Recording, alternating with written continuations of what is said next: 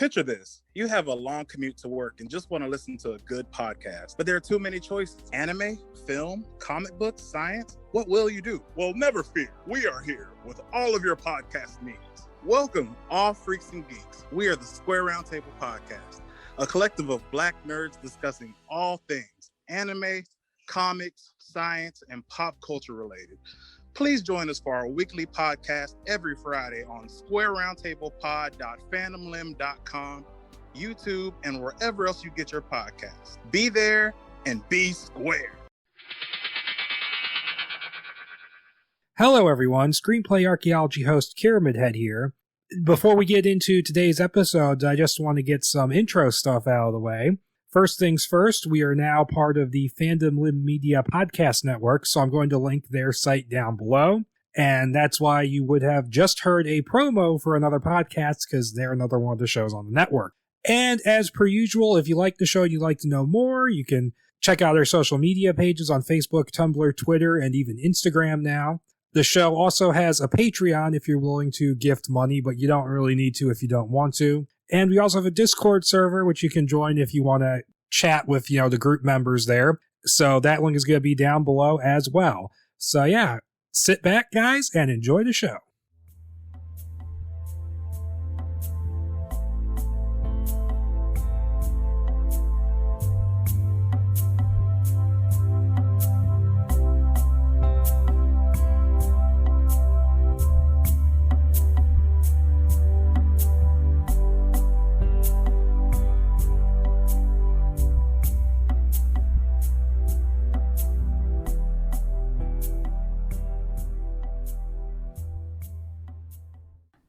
All right, everyone. Hello and welcome to a new episode of the Screenplay Archaeology Podcast, episode 100-something.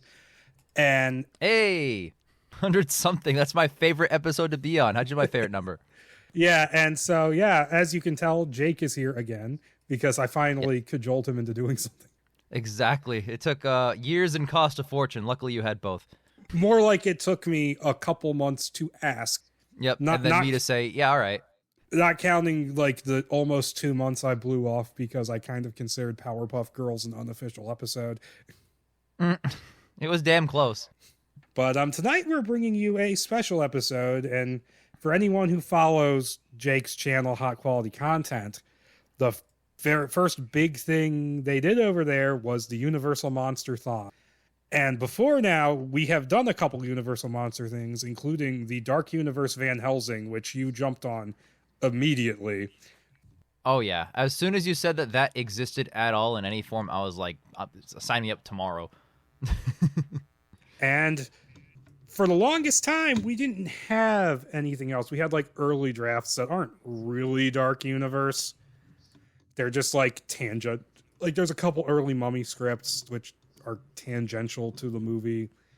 Dracula Year Zero, if you even count Untold as part of the Dark Universe, which I don't think even Alex Kurtzman did. No, he flat out denied it. Yeah, he waffled on it for like a year and a half, and then right before The Mummy came out, he went, no. Yeah, literally. I mean, the Van Helsing script sure thinks it is.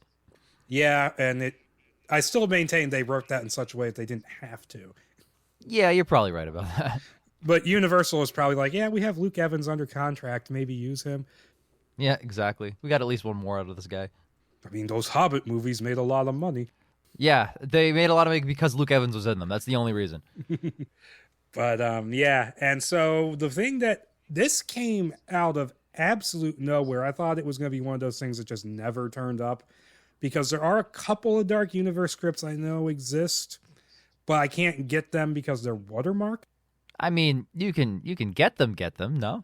No, I can't get them. The people who have them don't want to let them go is the thing because of the watermarks. They don't want to fuck people over. Oh, shit. I get it. Okay. Yeah, and this draft was not one of them. Nobody had this. And then suddenly someone came in my Discord. It's DEJ, I think, is the user on there. So shout out to him. And he was like, yeah, I found this. And it was in it was a Script Shadow script review. They got it and reviewed it. And then someone posted a link in the comments. And I completely missed that. That was back in October because I kind of dropped reading Script Shadow. I kind of, apart from like looking at like old articles, because he went through like 2 fucking years of like obsessing about The Last Jedi, and it just got to a point where I'm like, shut up, stop being a douche. I like how you're like, hey, shout out this guy for giving me this script, when in reality it's just, hey, Universal, this guy gave me your script. It's like the most terrifying shout out of all time. No, it's they're not gonna know who the hell he is. I don't know his real name. They have Google. They Google it and they're like, yes, his entire address. Got it. I don't think they care. The name of his entire family and kids. Yes, we'll execute them promptly. Now, if I got Ware Gosling, they probably would care about that. Oh my God, they would care the hell out of that. If I got Renfield. Yeah, you get Renfield before it comes out. That's nuts. I mean, there was a period where I was getting stuff consistently, like a few months before it came out, but then that forum I was on shut down because they couldn't pay for the server anymore. Oh, wow. Okay.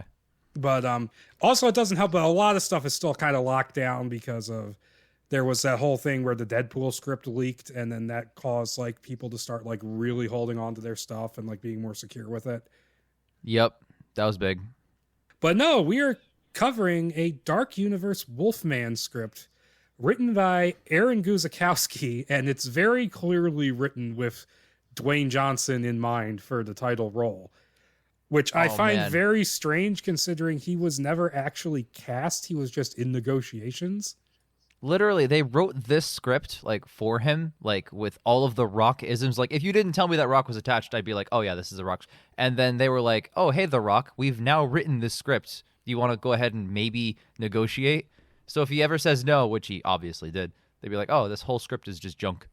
Yeah, he either said no, or they just went, yeah, we're going to stop trying because the Mummy bombed. Literally. Oh my God. You could say it airstriked. Yeah, they airstrike the hell out of it. But so the basic synopsis of this, which is going to be difficult to say anything about because the script takes new turns like every 20 pages, it feels like. Yep. Is that it's about Hawaiian Prince Deo Keikoa, and I'm probably completely butchering the pronunciation. I thought it was just Dio, like the name. It's Dio, but his last name is Keikoa. I don't know. I call him Dio. Ian has a friend named Dio, spelled just like this. That's just what I went with. Imagining his friend in this. Oh, yeah. Equally as ripped and Samoan. No, but he becomes a werewolf in 1826 Hawaii. And then it jumps ahead to the modern day where he gets this job as like a bodyguard. And that leads him into the world of werewolves and the Dark Universe, whose hierarchy just changed. The power, the hierarchy of power in the Dark Universe is about to change from any to zero. Chapter 1 of the Dark Universe. Chapter 1 of 1. Dwayne, there's other movies in the DC universe. Nope. Oh my God. So yeah, that's the synopsis. Now, to put this into context, the writer is Aaron Guzikowski, who has he actually has kind of a rep. The first big thing he wrote, which was like a Blacklist script, was Prisoners, which became the Denis Villeneuve movie. I fucking love that movie. That is a top 20 all-time movie for me. Yeah, that movie is great. That was one of those things where I just went to see it randomly, and I'm like, wow, this is like one of the best movies of the year. That's what I'm saying. It's so great. Because he also had a hand in, he wrote a movie called Contraband, which I've never heard of, a TV show called The Red Road, which lasted 12 episodes, and he was the creator of Raised by Wolves. Okay, yeah, that was the one that Ridley Scott ended up doing. Yeah, and got canceled just this year. Yeah, I watched season 1, and I was like, ooh, rocky landing, but it's fine. And I was interested in season 2, but then when that came out, they announced that it was canceled, and I had no incentive to watch season 2 at that point. Yeah, I haven't watched it. He also wrote the remake of Papillon, starring Charlie Hunnam. Yep. Oh, God. That means butterfly. That's all I know about that. The original movie's good. I haven't seen the remake. But I also covered a script of his a few years back, which was his Friday the 13th reboot he was hired to write, which was not good. The Friday the 13th reboot, that's the one where yeah, I think I watched clips of that once in the background. Yeah, no, that movie is very brown. No, not the movie they made. Another version they were going to make. Oh, thank God it doesn't exist. Yeah, it's The reboot the script is a complete mess because it feels like he stitched 3 movies together with 3 different serial killer characters for each part. It's just, wow. But no, I can say this. I think this script is better than his Friday the 13th. I guess You'd have to read that to see how. You know what I'm not doing? Reading that. Yeah, we'll just do that episode again, only with you. Oh yeah, that sounds awesome. I can't wait to re-record every line from that episode, including the jokes. But no, so to get in, and so he gets hired in late 2014, and this script is undated. But if you go into the document properties, it says the PDF was created in February of 2016. So, I mean, that checks out. Yeah, it took him a little while to get it turned in, and it does say it's a first draft in the document properties as well, and that totally tracks. Oh, absolutely. I also feel like this could be like the 7th draft, and he's like, I'm going to write first draft, so all mistakes are forgiven. That has happened. So, I mean, shit, I can't blame him. I would probably do the same thing. I've read I've looked at movies where there's like several scripts that are like months apart, and they're all called first draft. Yeah, haha, just first draft, haha. Don't judge me too harshly. I'm still critiquing it, haha. Okay, so this is the Wolfman as he would have been in the Dark Universe. We're getting going. Let's do it. Let's fucking go. I'm ready. So it opens on the Hawaiian island of Molokai in 1826 as Deo Keikoa, who is the leader of the king's Koa warriors, which they describe as being like Hawaiian special forces. And I'm like, maybe not. Just dudes who can fight well.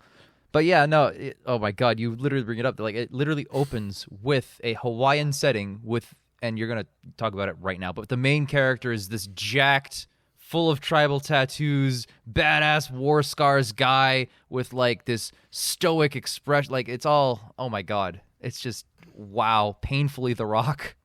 It's funny because this isn't even his first Universal Monster movie. It's not. No, not by far. Mummy Returns. He has 2 other ones where he's Scorpion King in them. Although, man. According to Stephen Sommers, he's actually playing 2 different characters in those movies. What the hell is he smoking? That's the prequel. Continuities with the film. According to Stephen Sommers, Matthias was too heroic to be the evil Scorpion King from Mummy Returns. So after the fact, he went, like the guy from Mummy Returns is his descendant.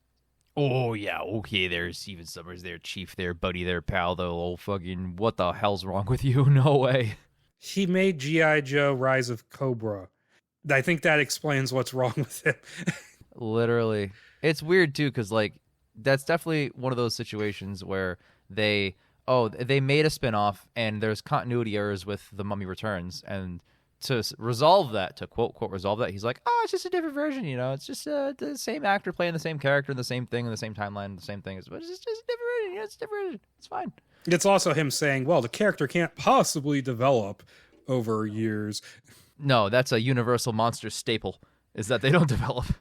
I should just, for fun, write an actual sequel and actually try and write a good movie and be like, here, this is how he becomes evil. No, just do House of Reboots, where all of these reboots just come together in the same place. House of the Scorpion King. House of the Scorpion, yes. Starring Zach Where is that McGowan. script?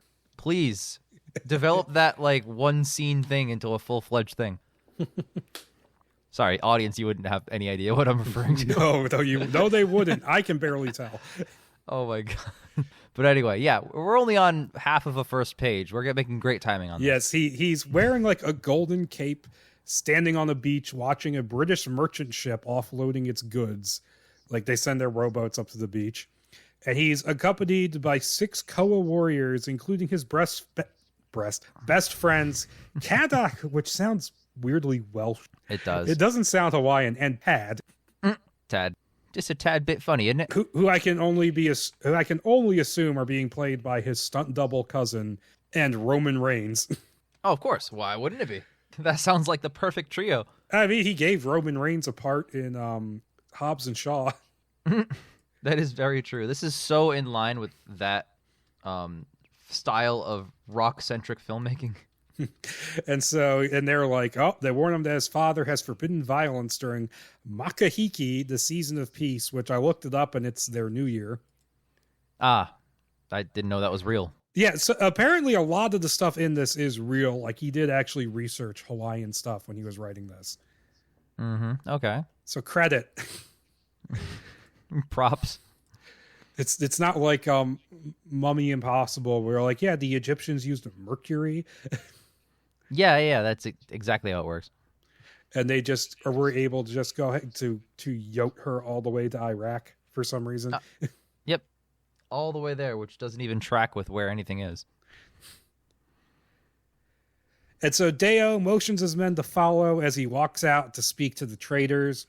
And one trader talks about, he has like this shark tooth axe. He's like, man, that must have quite a bite, especially with you wielding it.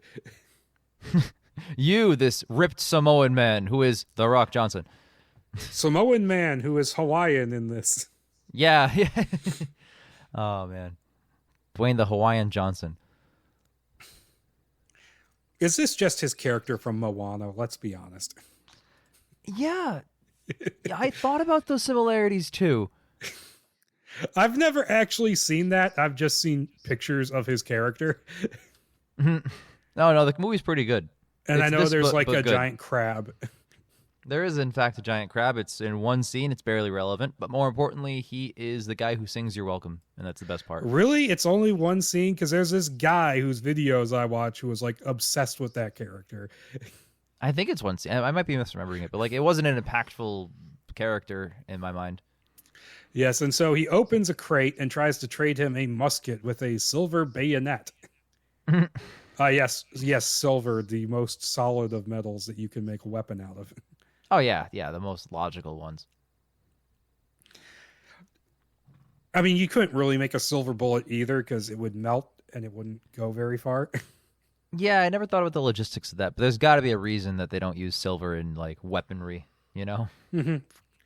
Too goddamn expensive, probably. Well, that's another part of it. It's hard to get. And so I translate, and this is something that just formatting-wise is a little weird about this opening, is that the characters, they're supposed to be speaking, the Hawaiian characters are supposed to be speaking whatever, I'm sure there's a better, more accurate word for it, but speaking Hawaiian. Sure. And it's not indicated in the formatting. No, it's not at all. And there's just translator that's just repeating the plain English. But there are later scenes in it where they do italicize it when they're speaking like German or something. Yep. Yeah, you're absolutely right about that. That made sense, at least. And so he's like interprets as Deo says that they have muskets, but they don't like them, and orders the traders to leave, attempting to force them back into their boats. And he is interrupted by his father, King Keikoa, who says the traders are his invited guests and tells Deo that they need to trade to survive. And I'm like, maybe tell your muscle-bound, angry warrior son that you invited people? Yeah, that's a good point, too. Like, there's a lot of mismanagement on King Keikoa's part here. Yeah, and so Deo retorts that they only need this because they've been depopulated by European diseases. But the king is like, hey, rulers have to do things they don't like for the sake of the people. But he takes his men off the beach, but not before Tad and the other guy just start taking the muskets. Literally. They're like, yeah, guns, bro. Woo! Oh, wow. And so that night, a luau was held to entertain the traders. And we see that Deo not only has a son and daughter, but is good at playing the conch horn, making a howl-like sound with it. And I'm like, yeah, that's... Poetry doesn't rhyme, it foreshadows awkwardly. Foreshadows awkwardly. And then you, who's read the ending of the film, it's like, oh my God, are you shitting me? Yes, it's a full circle thing, which is, it's weird for a random detail to do that. Yeah, that's kind of stupid, the fact that it makes a howling noise. Of course it does, right? Yeah, and presumably not the Gene Simmons howl that they used for the Wolfman 2010. No. Presumably the Gene Simmons howl that they did use. That's the one I want to hear from the conch. I actually just want to hear I Want to Rock and Roll All Night play from the conch when he blows through it. If they made this movie, you would do that edit. You're goddamn right I would. Goddamn right. I put the Taco Bell ding when Thor's hammer hit Cap's shield, and that works so much better. Okay, I lost my place. Hold on. Oh, good. I'm glad that my comedy could offset you so much. Yes, he catches a trader trying to dance with his wife, Rain, and nearly throws the man into a bonfire before Rain talks him down. So that man not only nearly smelled what The Rock was cooking, he almost became what The Rock was cooking. That I have guessed it on this show like maybe 6 times ever. That is like maybe the funniest joke ever in the whole time we've done this. Not pick that together at all. I mean, it's so easy to make Rock jokes here because he's just the Rock. Yeah, it's too easy. It's blatant. Like, he's like a murderous asshole too. No, yeah, he's not a redeeming. I mean, I guess 200 years later, maybe, but like at this point, he's just like a terrible person. Yeah, and so she gets him calmed down with a kiss, which she probably had to get on a fucking footstool to do. Just as the lookout runs up to the king and says that a ship with many lights has been spotted approaching from the east. And Deo brings his Koa warriors down to the beach where they see that the ship has run aground on the beach and is on fire. Mm-hmm. Sounds normal. They hear something banging inside the ship, which is marked with a DSC Shipping Company logo. And it's important for later. And they batter open the hull with a tree trunk. They literally cut down the tree and then bash this thing open in about 8 seconds. Yeah. Well, it's The Rock. You could do it in like 2 seconds. I mean, a camel held up his body in the Scorpion. Let me rephrase. It's The Rock, Roman Reigns, and his double all bashing this down. I'm surprised the boat's still standing. Yeah, and this is post Pain and Gain Rock when he got fucking gigantic. Yeah, as if he wasn't prior. I know, he got even bigger. Yeah, I know. Crazy. Because he had to look even more muscular next to Mark Wahlberg, I guess. The hierarchy of power in the Pain and Gain universe is just about to change. That's probably a better movie than Black Adam. I haven't seen it, but I believe you.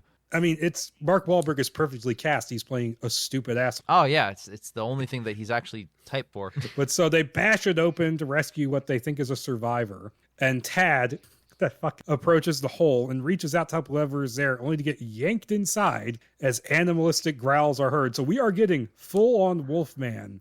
Yes. Not even 10 minutes in. Yes, they show the werewolf doing things. Like, not for nothing, but like, this reads really good, like the action anyway. But I'm just so positive that whatever stock Rock director like is just gonna shitify it. That's just gonna happen. Like, he has his crew of people who make the same type of shitty movie every single time, so I don't have a lot of confidence in the scene being translated to screen very well.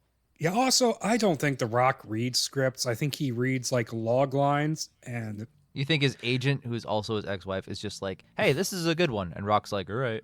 I think they just pitch premises to him. He goes like, wow, that sounds cool, and then does the movie. Like, you get to be Die Hard, only you're missing a leg. So I get to be a werewolf. I better hit the gym 10 hours a day for the next 3 months to prepare for this role. I get to be David Hasselhoff. Yeah, what a good role.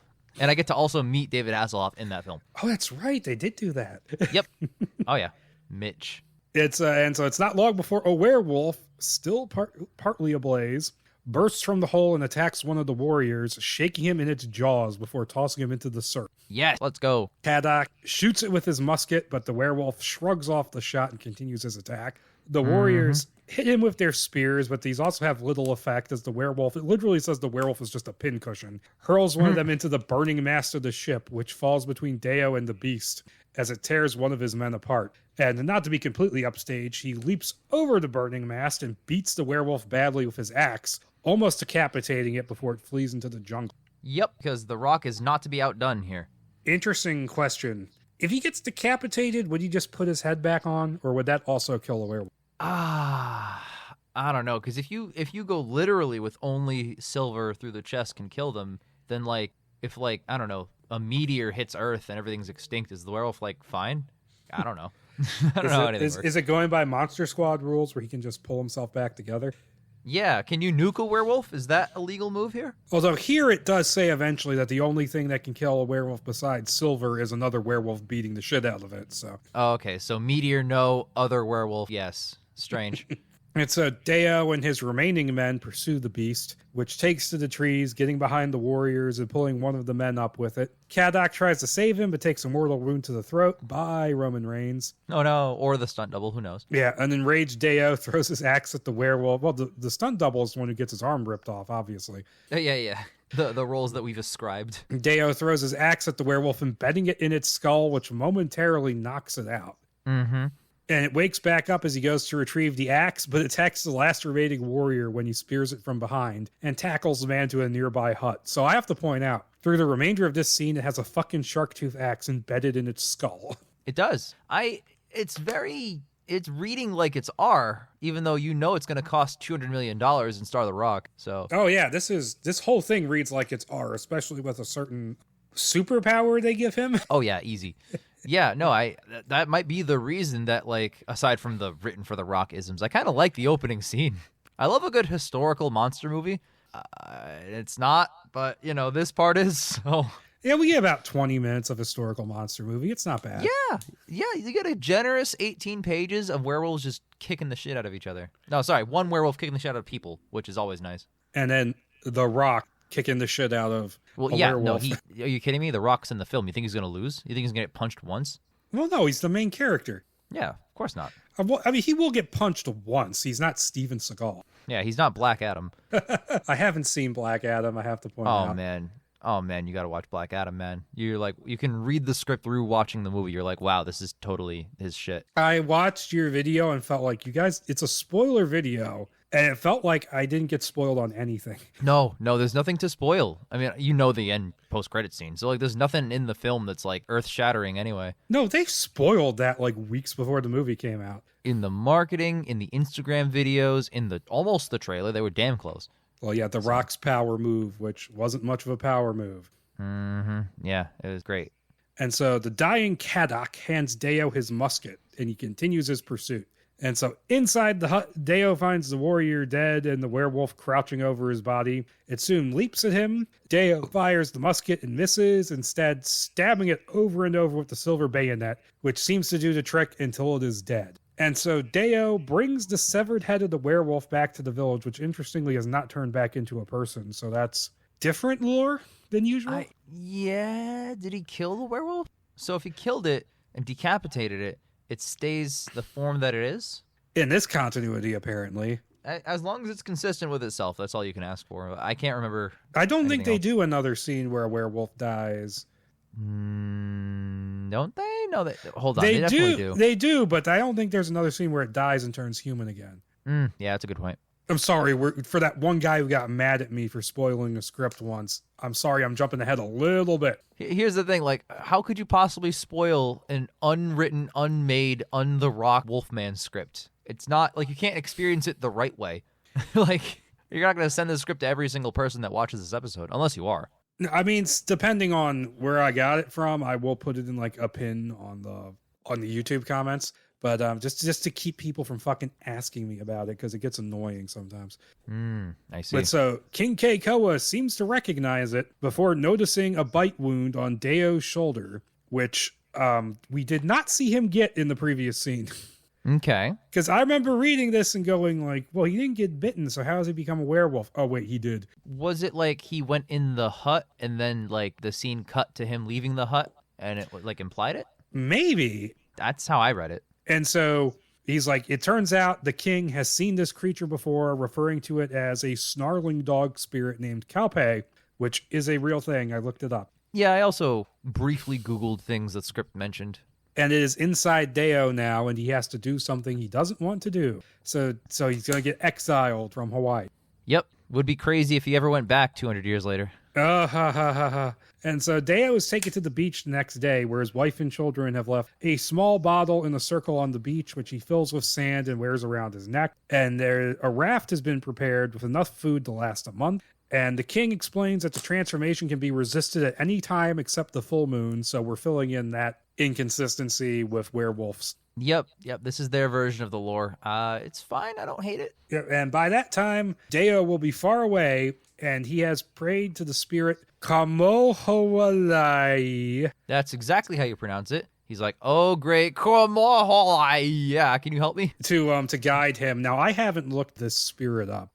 Honestly, I don't think it matters if it's real or not. But I'm guessing since the other one was, this one is too. Yeah, that's a good point. And the king's spear has been dipped in silver now, and he has promised the elders that he will kill Deo if he ever returns. And so he has Deo swear not to do so before he boards the raft and sets off. Very heroic.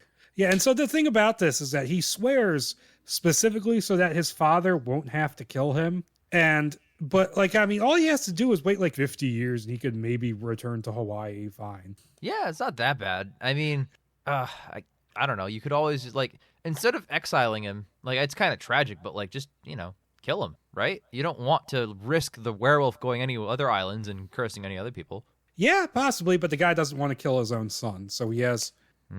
He's not as ballsy as Claude Rains in the original Wolfman.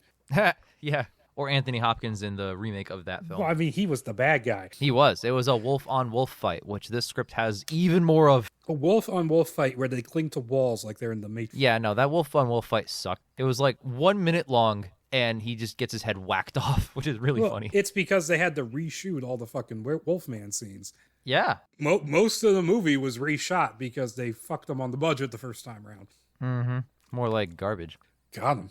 More like No Wolf. Got him. More like Bomb. More like No Dark Universe. More like Brightest Universe Ever. And so he gets on the raft, sets off, and soon becomes hungrier than he ever has been because, as the script helpfully explains in its little scene descriptions, the werewolf needs to eat 7 times as much as a normal man. Yep. That's, that never gets brought up. So if you're watching the movie, you just don't know that. Yeah, he's just hungry all the time. He's just eating like, oh yeah, naturally. Even if he's not the Wolfman, you're like, oh yeah, The Rock would probably need 1 billion calories a day. That makes sense to me. Yeah, and it's like Barry Allen, The Flash, where the show like brings up maybe twice that he needs to eat a shitload and then never does again. No, bro, I watched Flash. I watched it past tense. He says I need 5,000 calories a day as compared to the average of 2. That's like what? Barely more than double to go faster than light? Are you shitting me? Don't try and make it make sense. It makes less sense. But whatever. I just remembered because I yoked out of there like towards the end of season 2, and I just remembered season 1. There's like he eats like a whole pizza at the end. He has like 6 pizzas stacked up at the end of the episode, and then they never go back to that again. Yeah. I've seen Justice League and the Snyder Cut of Justice League with the same exact scene. I know what you're talking about.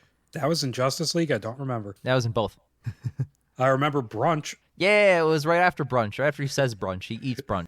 Yeah, okay. Come on, man. It's too good of a film. You're not going to remember the best parts of the best film ever? Nah. Oh, yeah, the People's Choice. Best the People's Choice of what the Justice League is. But yeah, within 3 days, he has eaten through his entire food supply and has to catch fish, which keeps slipping away from him. And he eventually gives in, lets his fingers grow claws, and he finally eats 1 fish, but he needs much more to sate his hunger. And he sees a shark approaching, which he takes as a sign because the spirit his father prayed to was a shark spirit. And so he attracts with a bloody piece of fish and then jumps overboard and fights the shark. So we get Dwayne Johnson wrestling a shark. Yep.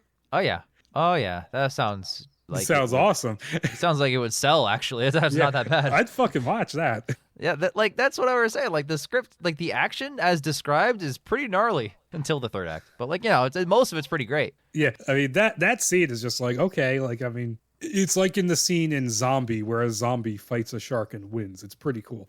Wow. And so he just, like, drags it onto the raft to feed on it, and he's like, oh, he's got hair growing out of his back, like he's Jeff Goldblum in The Fly. Yep. That's how you know he's evil.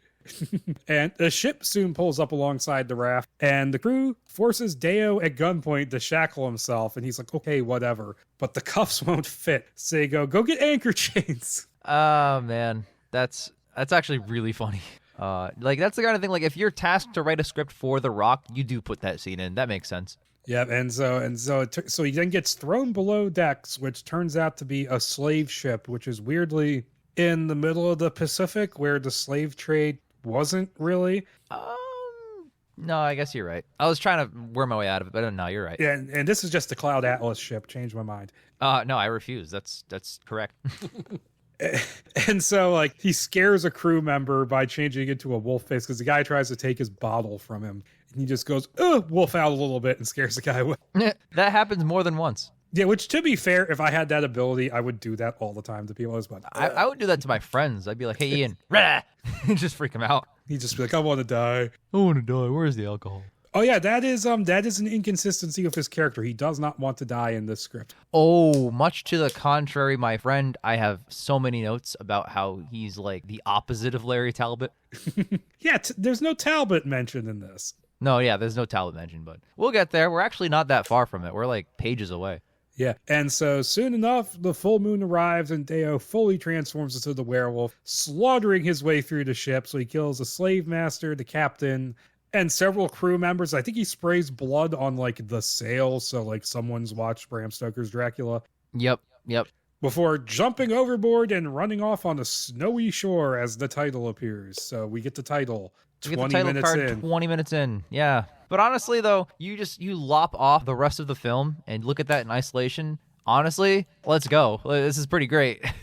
Yep. And then we cut to Reykjavik, Iceland in the present day, where a man named Nestor sits in an abandoned bank as the full moon sets. And they're being like totally like current relevant by mentioning the financial crisis. Yeah. Hip, relevant, 2008, right? Man. In a script that was created in 2016. Yep. No, absolutely. There's no excuse. And he's listening to the sounds of struggling inside the vault. And the sounds subside, and he opens the door to reveal a naked Deo. So, yeah, there you go, women. Naked Deo. Naked. Naked. No, that's the Invisible Man. He's not in the script. No. No, that was fucking Johnny Depp's movie he was going to do. That's true. And it's like he comes in. So Nestor comments on the fact they can't use this vault anymore because of the damage. Brings in a nice suit and says he tried padding the vault to help with the headaches Deo gets when he turns back, but the werewolf just ate them. Yeah. He's like picking like insulator out of his teeth. Yep, literally. That's actually kind of funny. And so Nestor and Deo, now in a tailored suit, leave the bank and walk down the street. And so they discuss business because they have a new client who needs a security detail when he comes to Iceland and has a large bounty on his head. And this is where the script gets really fucking stupid for a while. For a while. Like 10 pages. Yeah. So this is where we find out that he apparently has very powerful wolf pheromones. Mm-hmm. And women are overpoweringly attracted to him because of it, not just because he's The Rock. No, yeah, he's The Rock, who's like already people's sexiest man alive or something. And then the pheromones that just make women auto sleep with him. Yes. There's even a scene. It's so stupid. There's a scene later on where they're like in a car chase. It's like life or death. And there's a woman in the driver's seat and he like literally commandeered the vehicle. And she looks over at him and she's like terrified. And then she's like, ooh. Like, come on. What is this, a fucking cartoon? No, literally, this is a cartoon because he's walking down the street and a woman is looking at him and crashes her car. Yeah, this is awful. Like, it's tough because like I really do like everything prior to this point and a lot after this point. But like, fuck, this is so much of the script. Yeah, it's like a thing that comes up here and there after this, but it's mainly in this 10 pages. Mm-hmm. And yeah, and this is all during. Yeah, this is all during the him leaving the vault, putting on like the nicest, freshest, cleanest suit. I assume putting on aviators. I don't remember if he put on glasses, but I'm just assuming like this badass walkout. And he's like, "Yeah, I'm a security guard. I'm a gillionaire because I'm 200 years old." Well, he's not. Yeah, let's do security guard details or whatever. Like, I don't know. Well, no, they established that he's not wealthy because he spends all his money on stupid shit, which I actually like that plot point. Yeah, but it doesn't even make any sense either because he would be like, okay, so a werewolf's curse is supposed to be like this tragic disease that like ruins your life. And the main character has not just a great life, but like basically the perfect life where he's rich and hunky. And like I said, he has auto attract on and like a cheat code running on like God mode or something like that. And I don't know. I really, it's cringy trying to read stuff like this. Yeah, and so like apparently he doesn't have like the immortal person's bank account from the Van Helsing script. From like every immortal script ever, yeah. Yeah, but no, specifically in the Dark Universe, there's like a bank for immortal people in Berlin. That is true because assets move over time or something like that. That makes sense actually. And like, also they're walking down the street and an old woman is looking at him like, ooh. Literally. And so Nestor, he chides Deo for blowing all his money on expensive stuff because like, hey, why live forever if I'm not having fun? Because, I mean, let's be honest, if someone became immortal, they would totally spend all the money they make on stupid shit. Yeah, that's all well and good, but, like, to the point where you're broke after 200 years almost? Yeah, maybe. But, so, I mean, it makes more sense than the Twilight explanation of, well, stuff accumulates. Yeah, don't even... that's oddly foreshadowing to hot quality content's upcoming slate. Well, I mean, you put that teaser at the end of a video. So. I didn't. All right. Mud edited that video, and I saw that, and I was like, oh, shit, you're really going to announce that now, huh?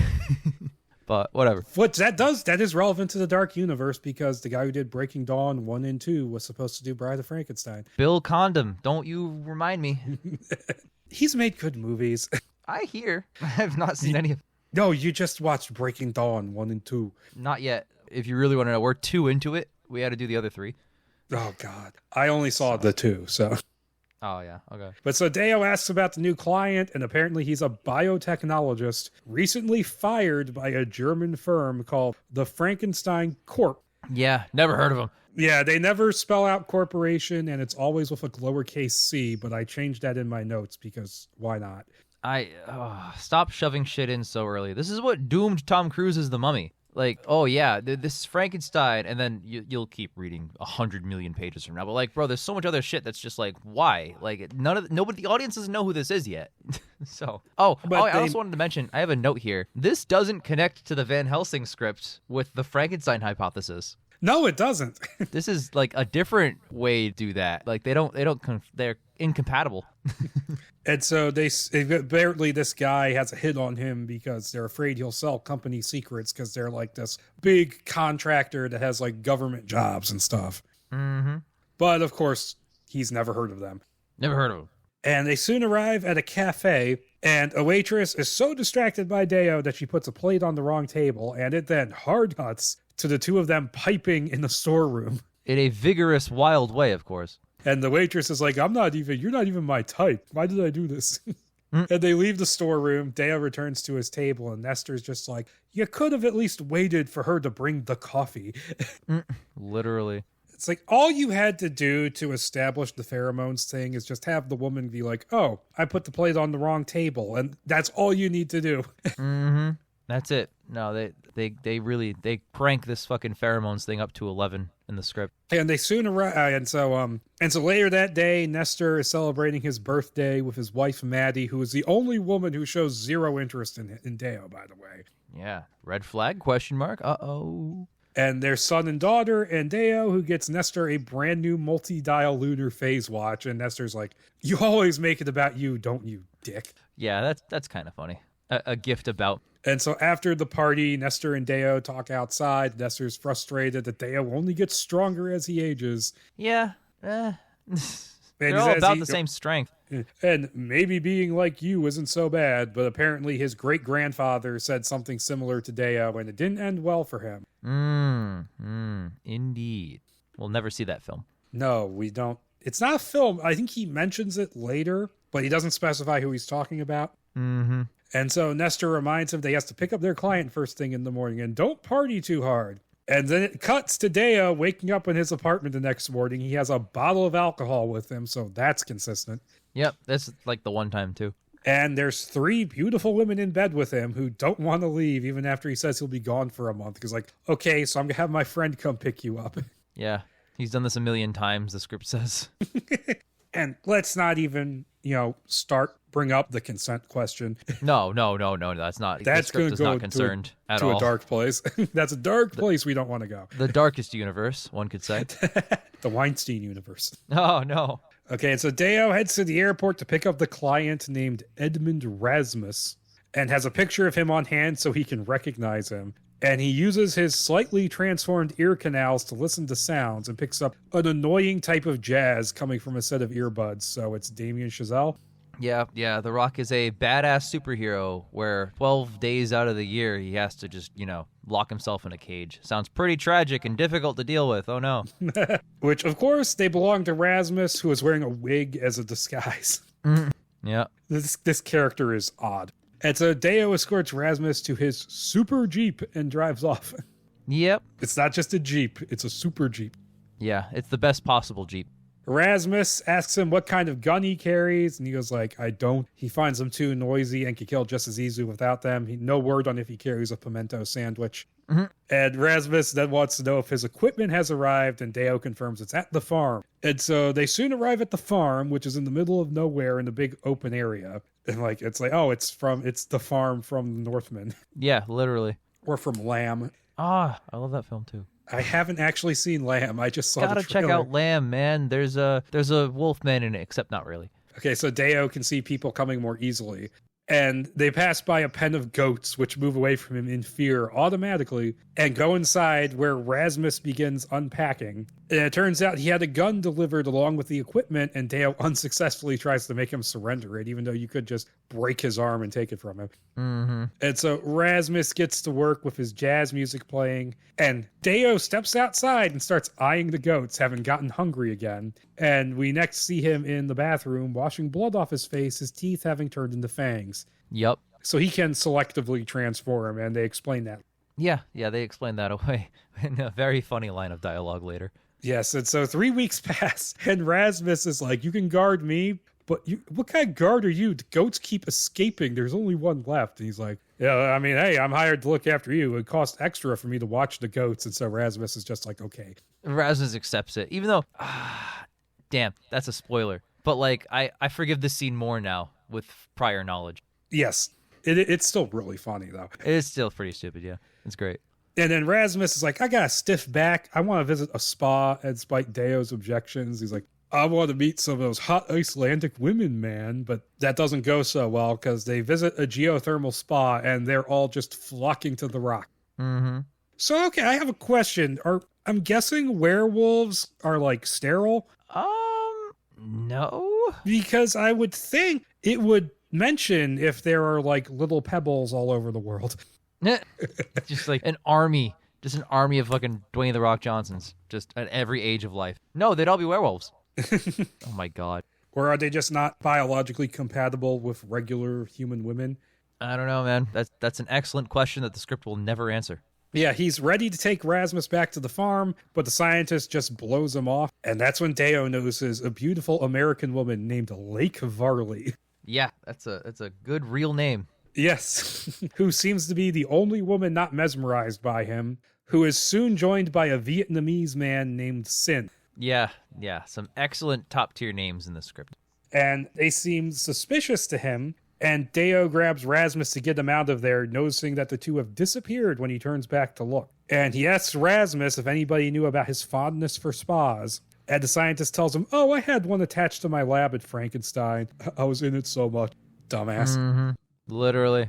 And Deo almost gets him to the deck when he winces and checks his calf, finding a chunk of it has been bitten off. Oh no. Oh no. Is it the creature from the Black Lagoon, maybe? No, that could potentially be something down the line they could do potentially, who knows? Oh yeah, they were.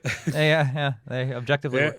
Yeah, Rasmus panics and takes off running, saying, they're here. And Deo transforms his leg back and forth, healing it. So the transformation will heal your wounds, which makes sense. I guess, yeah, they exploit that, which is pretty nice. Yeah, and so Deo takes off after him and almost gets a hold of him when Rasmus is suddenly yanked under the water. And so he dives down and sees Sin swimming off with Rasmus, but is confronted by Varley, who transforms into a she-wolf, not of London, and attacks. So the transformations are like instant. Like they just blink of an eye. They're different. Yeah, and importantly, a she-wolf is actually in this movie.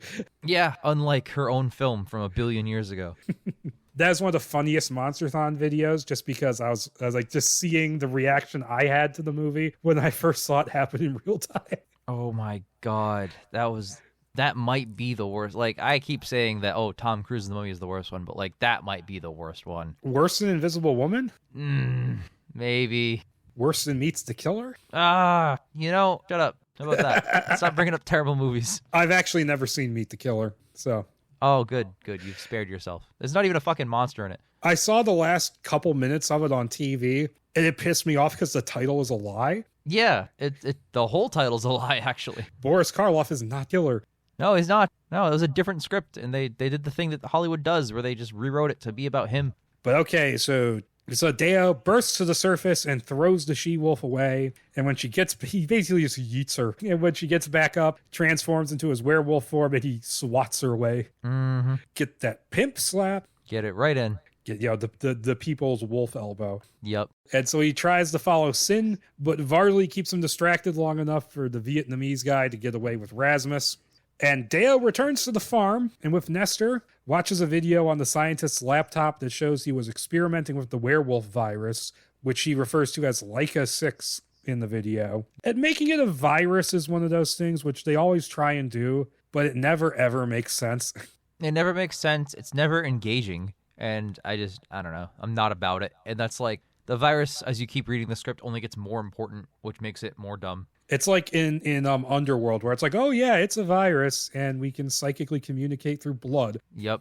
And the villain goes full lizard from Amazing Spider-Man 1 towards the end. But no, and using an implant of some kind to make the lab mice into were-creatures. And Deo thinks this madness is why Rasmus was fired. This is madness. Literally.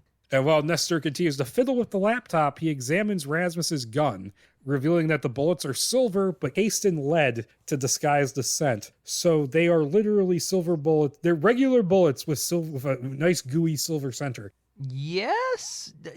I knew that, but your verbal description just makes them so much dumber. So it's like the Underworld bullets. Yeah, it's actually borderline ripping off the Underworld bullets. Yes, you're absolutely right about that. Where the vampires did not think to do that until the werewolves made literal sunlight bullets. Yeah, that was fucked up too, because you could just make a bullet, I guess not just, but a type of wood that could withstand being a bullet, and that's the same as a stake. But no, they're going to infuse ultraviolet rays into a bullet.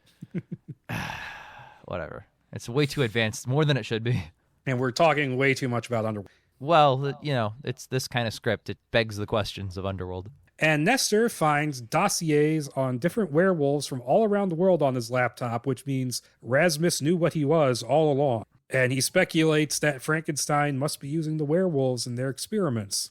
Mm-hmm. So this is what I said earlier when I was like, hey, the goat conversation is a different light upon knowing this. But now knowing this, it's like he commented on the goat situation, knowing that Dio's eating all of the goats. Yeah, why would he even bring it up? Yeah, there's no point. He's like, all right, I got you. And so aside from a few lone wolves, of course they use that term, like Deo, most are affiliated, and most turns out to be 4 guys, with a wolf pack in Germany. Yep, a wolf pack of 4, of which... I can't say that either. Damn, stop saying things that I'm going to spoil later. Yes, and so Sin is part of the pack, and so is Varley. And according to the dossiers, they were both soldiers, but Sin turned during the Vietnam War and Varley during the invasion of Iraq. Mm-hmm. So she could have known Tom Cruise. Easily, and she could have spent all 13 seconds with him. Also, I would also like to bring up that this Wolfman movie is the premise of The Old Guard. I never watched that. The Old Guard is a bunch of immortals, and each one is a different warrior from a different time period, and the movie focuses on the main character, which is a modern-day Iraq soldier. That is just Highlander, but minus the modern-day soldier part. Yep, and So Highlander, which made Old Guard, which made the Wolfman 2014? I just watch Highlander. I don't know, man. I think just watch Highlander as the solution here. Where Mr. Krabs is the villain. Yes. But Deo is especially interested in Varley as he's never come across a she-wolf before. Just half-crazy shut-ins and killers who are all male that he wanted nothing to do with. He's never found a female werewolf before. That, 200 years alive of being a werewolf and this badass werewolf security guard guy and sleeping with every woman ever, you've never found one? Apparently not. He apparently never ran into a wolf pack before either. You didn't even know, oh, that's a thing? What? And another dossier is of Jacques Delancre. Oh, yeah, my birth. Before I changed it to Jake. Jake Cameraman. Yeah. The founder of the old Delancre. I'm not going to do that every time. Shipping company. I kind of wish you would, but go on. Which is very similar to the name of the fucking guy who became the Fly in the original 50s movie. Yeah, you are right about that. Andre Delambre. Oh. Who was Canadian, but whatever. But it's the French old Canadian shipping company, which has the same logo. Also, that movie had Vincent Price, The Invisible Man Returns, in it. Oh, you're so right. Which has the same logo as the trading ship that brought Deo's maker, the Molokai. There's some unanswered questions there, which I'll have to talk about later. Yep. But Deo decides to head to the company headquarters in Hamburg, saying he wants to find answers about his origin. But Nestor suspects he's really interested in the she-wolf, and Dale's like, yeah, no, I'm not just interested in piping. She's a bonus. Yep. What is it with these Dark Universe movies wanting you to know that the heroes had sex? Because it's cool and engaging for a modern audience. It's like Kurtzman really wants a James Bond movie. Oh yeah, Kurtzman had to be directly involved in this this script here because he was the Kevin Feige, even though he directed the first one, which is not what Kevin Feige did. Well, he only directed the first movie because 2 other directors quit. Yeah. No, it's great. and he used every single shot of coverage of the explosion in Iraq, which happened like 5 times in a row. Hell, it blew up more than Green Lantern's dad. Yeah, literally. Oh, what a great director. That's a joke no one is going to understand. Well, if they freaking watched 2011's Green Lantern, but you're right, because nobody did, because it bombed. Well, yeah, also, most people saw the theatrical cut, not the extended cut where you see more of that scene. Oh, good. More of him blowing up. That's the version you want. Yeah, thank God. Otherwise, I'd be concerned. But okay, so he soon arrives in Hamburg in like the space of a cut. I was about to say, very soon arrives in Hamburg. Well, yeah, from Iceland. Yeah, which is funny, too, because I sent Ian this screenshot from the script where looks like there's still an operation based in the port of Hamburg, Germany. Half a page later, title card, Port of Hamburg, Germany. He would have lost his goddamn mind in the theater. Okay, it's like I started watching The Man in the High Castle, and in the first episode, it's like the Japanese States of America, San Francisco, and you can see the Golden Gate Bridge. Yeah, it's like frustrating. Yeah, so he soon gets there and he asks for direction. I don't know why I wrote this scene down because it doesn't matter. Asks for directions to the DSC and the fisherman's like, no, fuck you. But then the man's wife is like, oh yeah, go to the old port. And I think she's like not hitting on him too.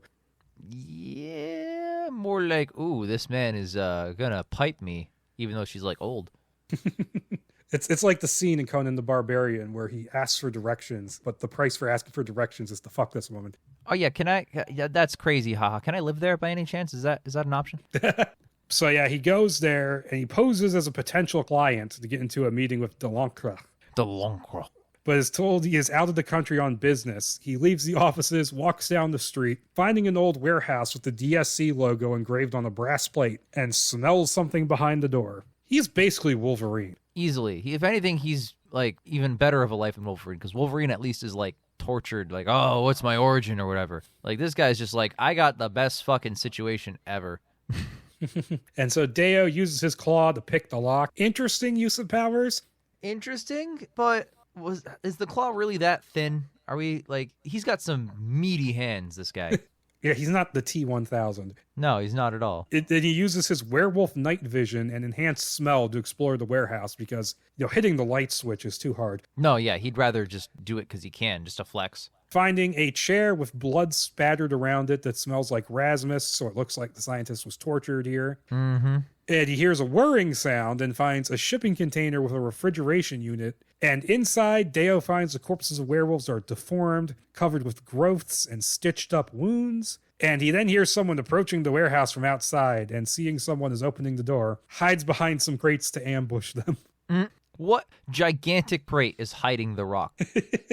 It's like that scene in Batman Forever in Two-Face's lair where you can see fucking Jim Carrey's feet standing behind that thing. Yes, absolutely. Or like in The Mummy Returns where you can see Imhotep's foot just off camera before he runs in and goes, no! Yeah, you got people just like vibing, like waiting, like, oh, my opportunity. I gotta wait for the right line of dialogue for me to say a quick, witty one-liner as I enter the room. I gotta hit my mark. However, the approaching person backs off and flees, and heading to the door, Deo spots the she-wolf Nod of London running away.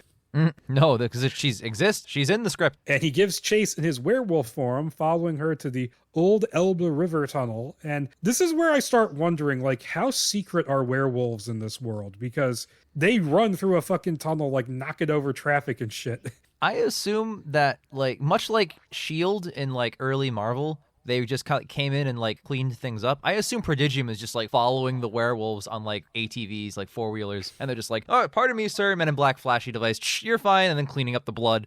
I was about to say, do they have, like, the giant Statue of Liberty neuralizer? Yeah. One that big is what they would need. But so, yeah, they catches up with her until she slows him down by slashing a tire and making a car crash into him. So those people are probably dead. Oh, yeah, easy. And he recovers and continues the pursuit into the Newport and towards the oil terminal, where the sound of multiple howls makes him stop as 3 more werewolves climb down the sides of the silos to join Varley. And so they are olds, extra long claws and quill-like hair. Sin, who is quicker and more agile, and he uses martial arts, just like Mr. Deo Keikoa here. Yep, if not, he probably knows more martial arts because Deo Keikoa was just trained in Hawaii. And he's the Asian guy in the movie, so of course he knows martial arts. Yeah, that's how that works. That's canon. I'm just imagining him being played by the bad guy from Die Another Day before he turned into a white guy. That is what happened in that film. That's crazy that people don't think about that. I just said that casually, and I'm like, oh yeah, wait, that people who don't know Die Another Day are not going to understand. That is like the big third act reveal, too. That's a big deal in that film. Yeah, it's a weird movie. Yeah, it is. Worst James Bond movie. Yeah, it's tough to get through. It's like bottom 3. The James Bond series has some stinkers in it, but that's tough to get through, that one. Mm-hmm. And so Sakharov has a black coat that allows him to blend into darkness, so he has stealth camo. Yep. And Deo manages to put up a good fight while taking some injuries, but when he changes back into human form to heal, he gets knocked out by something that swings up behind him. And he comes, what that could be. Tarzan, obviously. It wouldn't surprise me. George of the Jungle, actually. I mean, this is canon to the Brendan Fraser Mummy movies. It is. According to We cannot forget that. It is very canon to that. Which means it's also canon to the Scorpion King movies. Wait. Yeah, whoa. You fucked me up saying that. Hold on. But he comes to in a silver body cage hanging from a crane, which the proximity to silver makes him unable to transform. And the werewolves are all in human form, and they're joined by Delancre, who explains that they killed Rasmus for the experiments he performed on the pack members, that those were the bodies in the freezer. Okay, so it's not just a pack of 4 guys, like there were some and then a bunch of them died. I retract that criticism. I'm glad that you issued a formal statement about it. Yes, I retract it. Thoughtful consideration. We are delaying Bride of Frankenstein. I am actually issuing a statement, unlike Warner Brothers, about you know who. Any of these people. And so Frankenstein Corp has discontinued them, of course, but they still hold a single werewolf captive, and they tortured Rasmus to find out where they have him. And so Deo tells him he has no idea what Rasmus was involved with and isn't working for Frankenstein. And so the idea of the Wolfman working for Frankenstein. Yeah, that's hilarious. And so Deo tells about Delancre finds his bodyguard career strange, as he doesn't consider werewolves to be humans, so why would you protect humans? Which, red flag right there. Mm-hmm. And so it also turns out he knows who Deo is, as he is descended from his bite. He's been growing the pack to better protect them for years, and chooses soldiers because they can better handle the chains. So Olds was like a Confederate he grabbed in Kentucky during the Civil War, Sakharov from the Eastern Front in World War II, and Sin and Varley we already know about. Yep, yeah, no, I've seen Old Guard and also Highlander. He sent one of his men to recruit a Koa warrior, but it didn't go to plan, and the werewolf has no control during the full moon, and he assumed Deo died on the raft. What did you think was going to happen putting a werewolf on the fucking Cloud Atlas boat for months on end? Exactly. Which would have to go, because this is pre-Panama Canal, it would have to go all the way around South America to get to Hawaii. Yep, just to, pick up the most ripped slave of all time. I mean, they could easily explain this, but the thing is, I'm assuming there was like a plan in place of like an 1800s shipping crate or something that got fucked up somehow on the way there, but I don't know. They don't explain it. I'm not going to write my fan fiction. No, but the script does beg to be given notes here. Yeah, it's like, oh yeah, we're going to explain it in the fucking manga tie-in that we're putting out. Yeah, exactly. Actually, we'll explain it like 13 movies from now when we make all the spin-offs that the script is trying to set up. Which, for those of you who don't know, that actually was a thing. There was like a 6 or something part manga spin-off from The Mummy. Yep. Do you have it? I want it. I found the first chapter, but it's not translated. That's okay. I am omnilingual. Ha ha ha, yeah. The Mummy Dark Stories, I found it. Wow, what? Nut. Set in the same continuity as the 2017 film. Fleshing out the cinematic universe. Yeah, fucking the cinematic universe didn't fucking flesh out the cinematic universe. Fucking wow. The Mummy barely did a cinematic universe in its right? A cinematic universe of one. And one creature hand and one vampire skull who was presumably Charles Dance. I can't think of a better Avengers film than parts of dead bodies of the Avengers.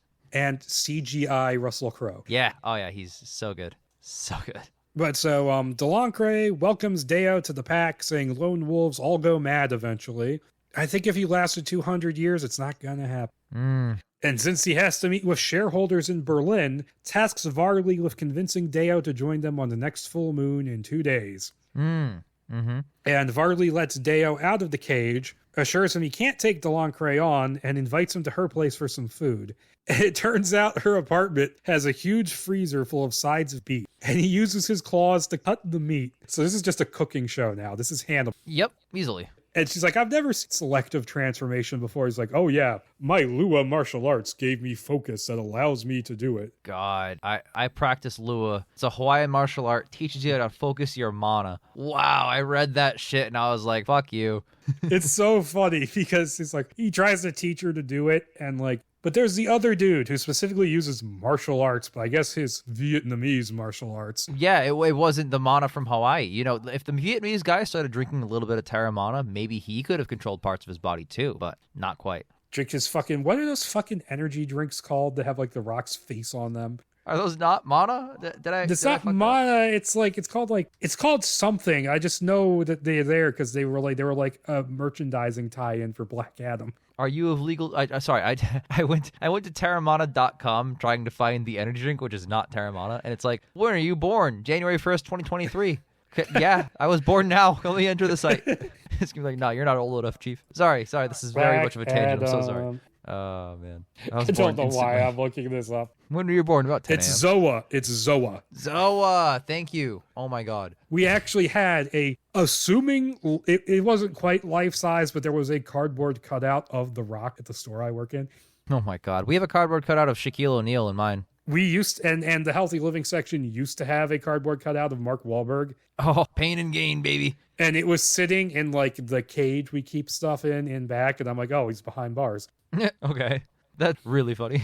And so it doesn't work for her because apparently Delancre teaches them to let go of their humanity because it's a weakness. And Deo then starts hitting on her, but it turns out, oh no, she's immune to the pheromones. Oh no. And then she's like, okay. He's like, okay, yeah, it's not working. By the way, we spend the full moon in an old Nazi bunker in the Black Forest. And oh, by the way, I'm going to take my clothes off and tell you to sleep on the floor. Literally. Oh my God. The script is like, oh yeah, Deo just auto sleeps with every single woman. The one that he can't, there's a romantic connection anyway, and he's going to try and pipe a little bit.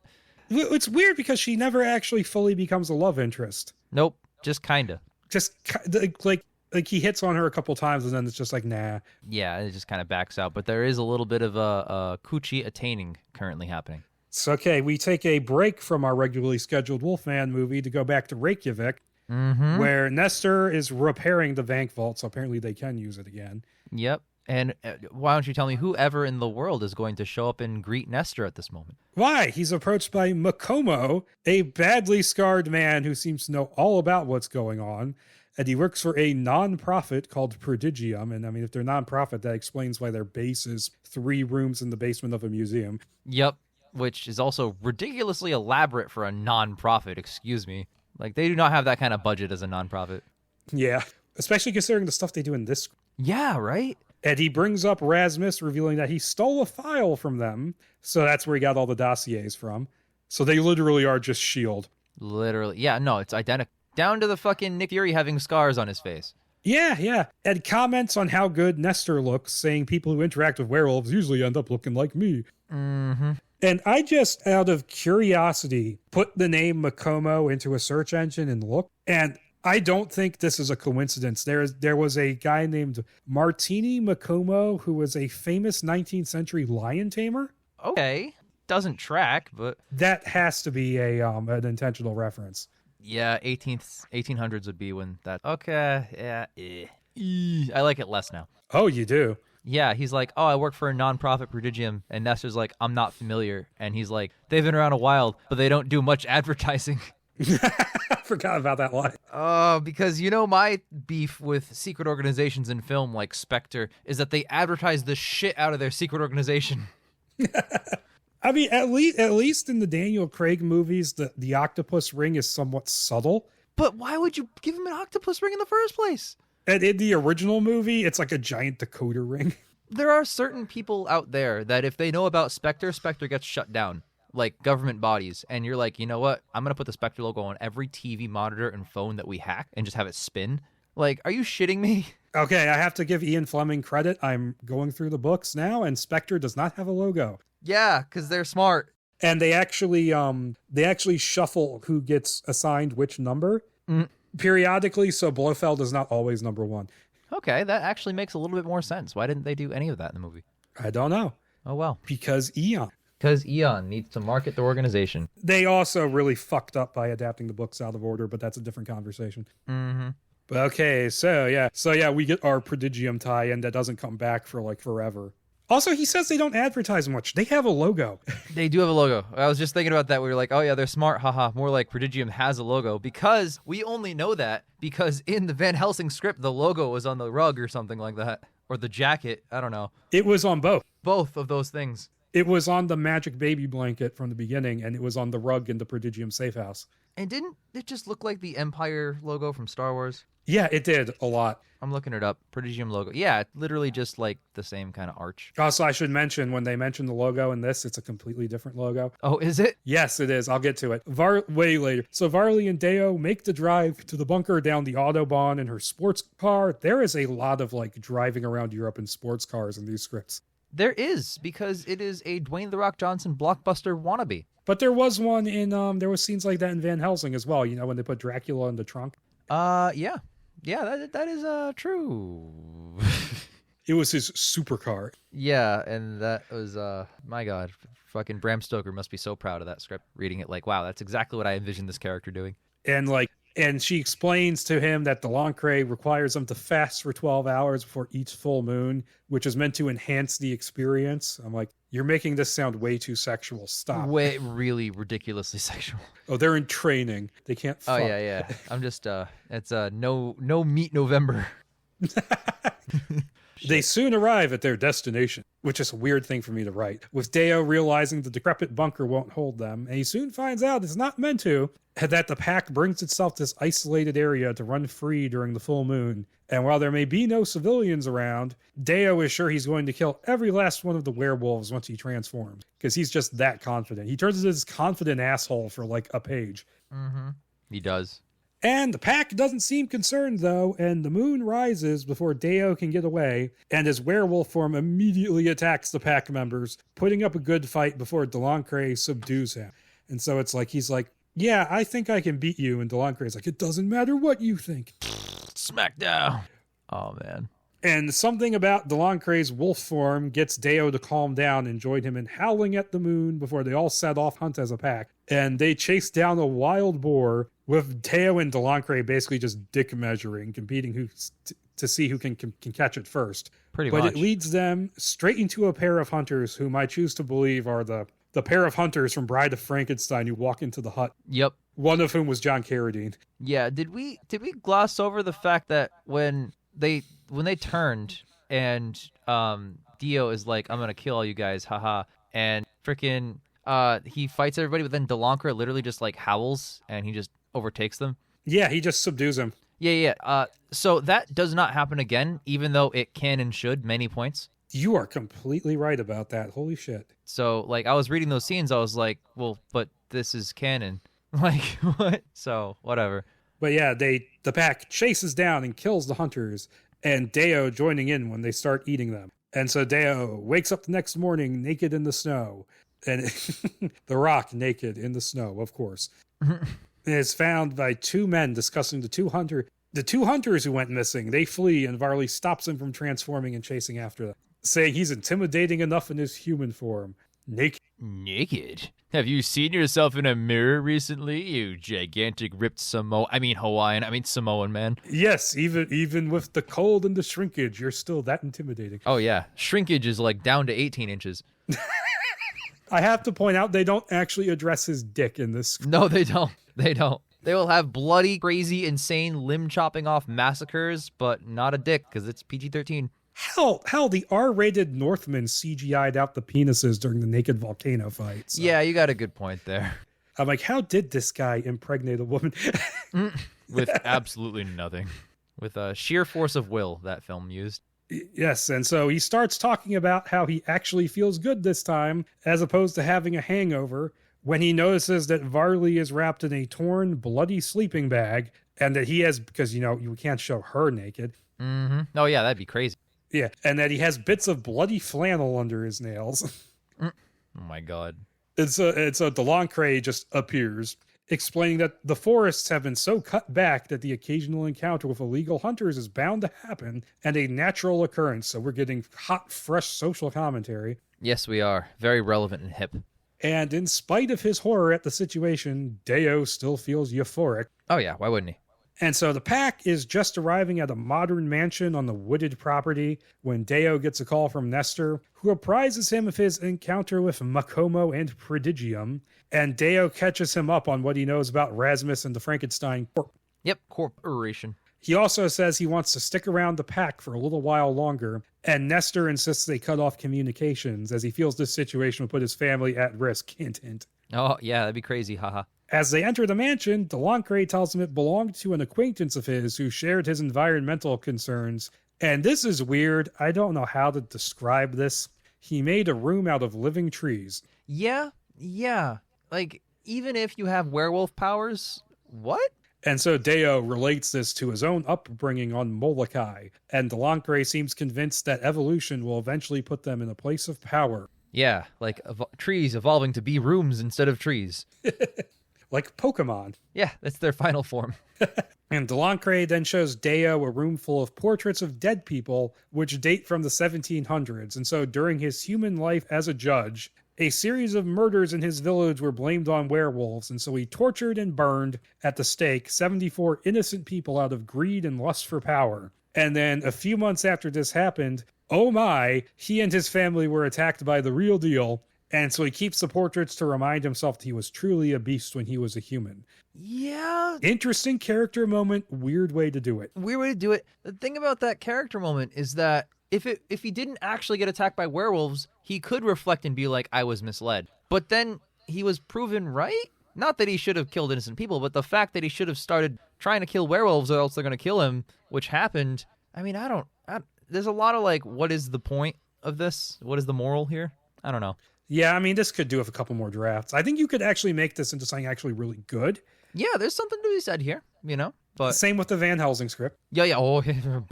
Oh, yeah, we are very different in our opinions on that. Just watch the episode. Oh, yeah, absolutely. And he then offers to introduce Deo to the rest of the family. It's like, and Dwayne Johnson's probably like, fuck, no, I'm sick of this Vin Diesel bullshit. I want to spin off the Wolfman from the Dark Universe. And they fucking Deo and Nestor. Yeah, Wolfman and Shaw. Jason Statham in here. And they move on to the mansion's basement. Yes, they do. And so the basement is quite large with 3 garage-sized doors on one wall. And Delancre opens these up to reveal 3 cages, each with a feral werewolf that runs on all 4s in it, which he calls berserkers. And Deo says he's run into similar creatures before. It's funny they use the term berserkers because that word comes from people who wore bear skins and pretended to be bears. Mm-hmm. So they're werewolves and they're also bears. Yeah, maybe they're named after the people that wore bear skins as hide because they're people that are wolf people. I don't know. What do I know? I'm a bear. I suck the heads off fish. What do I know? This script isn't real. And so what is the former owner of this mansion, who is a neo-Nazi, apparently, who paid Delancre $1 billion to make him into a werewolf, assuming his Aryan blood would make it work for him? It didn't. And it didn't. The second is a police detective who hunted Delancre in the 1920s, whom he mistakenly thought would make a good candidate. And the third albino berserker is Pierre, Delancre's son who became a werewolf as a child. And his father still looks after him despite the fact that he hates him and wants to kill him. Another interesting character moment that we don't do quite enough with. Not at all. And so they move into the map room, where the rest of the pack is waiting. And they're looking over the schematics of a secure facility. And they've learned from Rasmus that their captured comrade, Gillis, who's American, we find out, so he's not Gilles, is being held in the Frankenstein Corp's bioweapons facility located in the Swiss Alps. Ah, yes, my favorite corporation. So the Frankenstein Corporation makes no sense to me because, like, it begs the question, like, did Frankenstein the story happen? Did that, was it modern day? Was it then? Was it when the book was written? Also, did it not happen yet? And, like, that's going to be the backdrop for when it happens. But also, the Dark Universe is pretending like all these creatures already exist and already had their stories that you just haven't seen.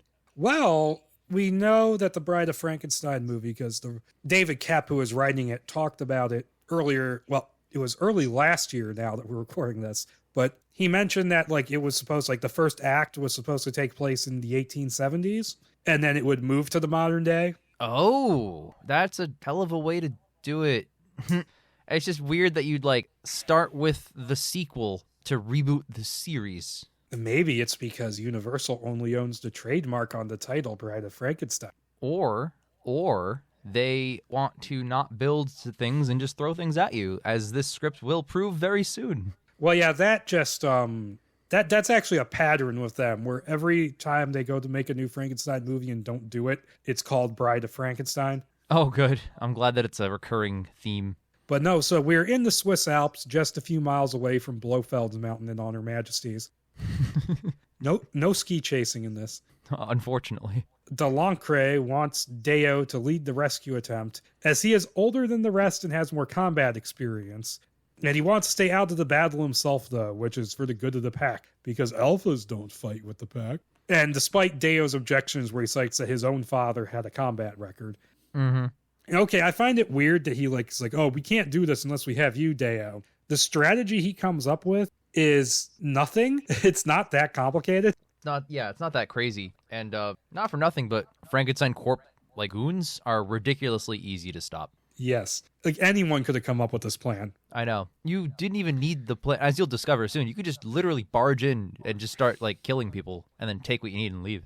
Yeah, and so Deo puts together a strategy based on an old battle of his, where he and his men infiltrated an enemy fortress by hiding among their dead, which, that sounds like an interesting movie. Mm-hmm. That we'll never see. Apparently, they couldn't tell the difference between a live body and a dead, but we'll let that go. Is it breathing? I think that's the main distinguishing factor here. He plans to crash a plane near the facility, forcing them to treat the wounded on site, unknowingly bringing werewolves right past their security. However, Deo needs to train to fight alongside the pack and does so in a montage, where he also builds up his tolerance to silver nitrate darts, which Frankenstein will apparently have, and gets a special silver suicide pill implanted in his arm. And he makes Varley take her own out and implant it into him to avoid any double crosses. And they even study hunting techniques by watching nature footage of a lion taking down a zebra.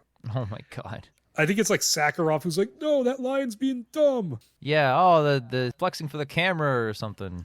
Is it the same? I'm like, is it the same fucking stock footage from Shaun of the Dead? Eaten alive. Oh my god.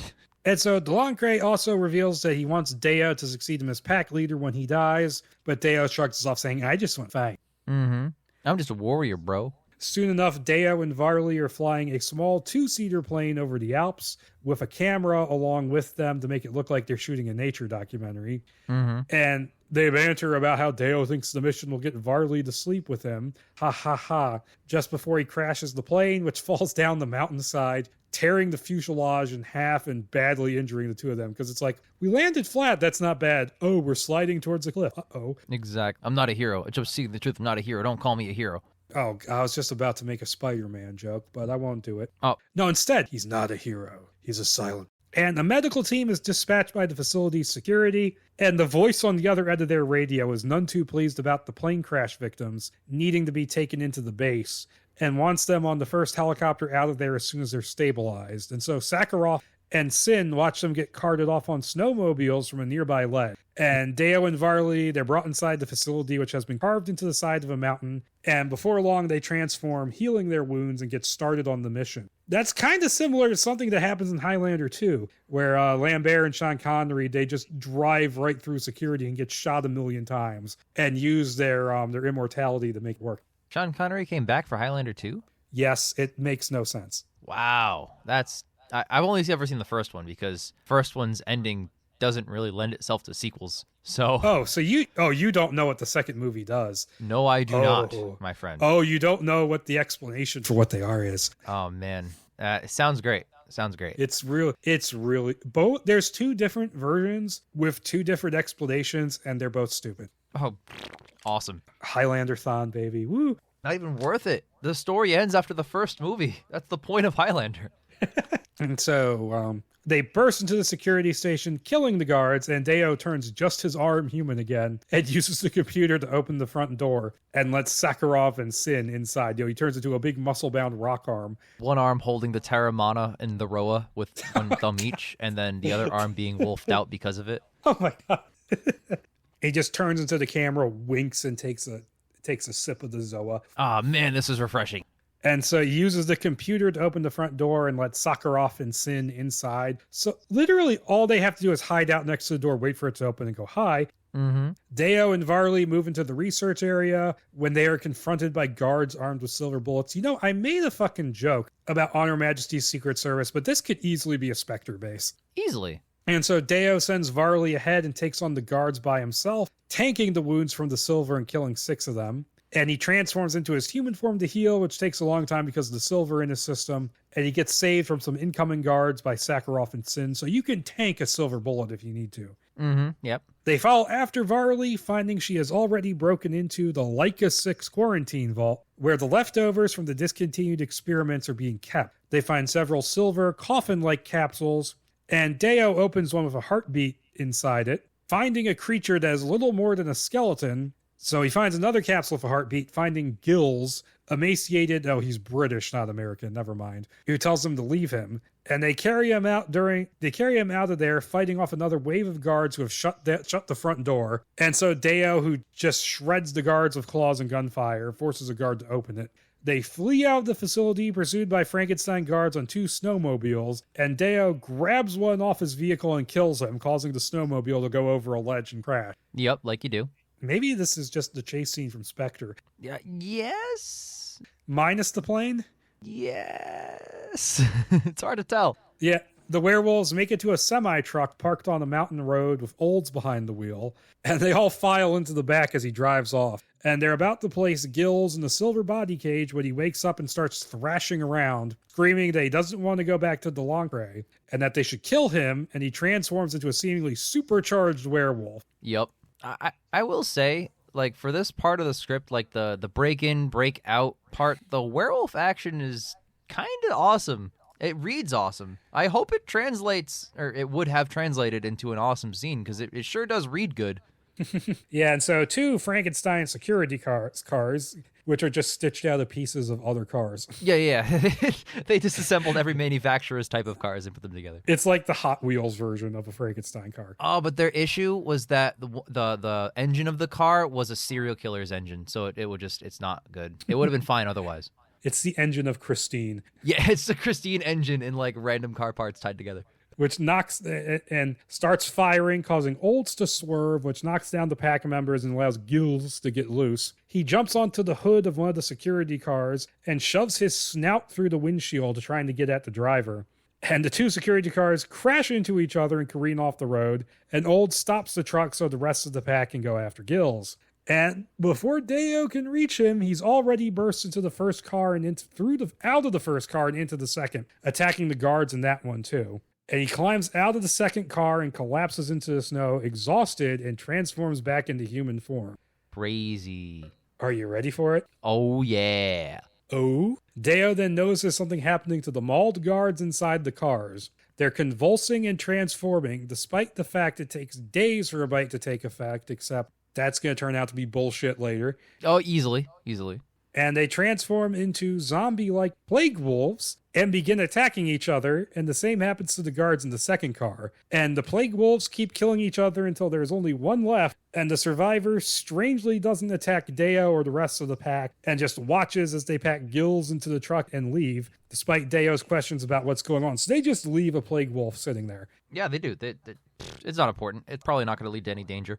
And we never go back to that. Oh, yeah. Why would we? So yeah, that's a strange occurrence. Yeah, it's just, doesn't. Why would it ever need to be addressed for any reason?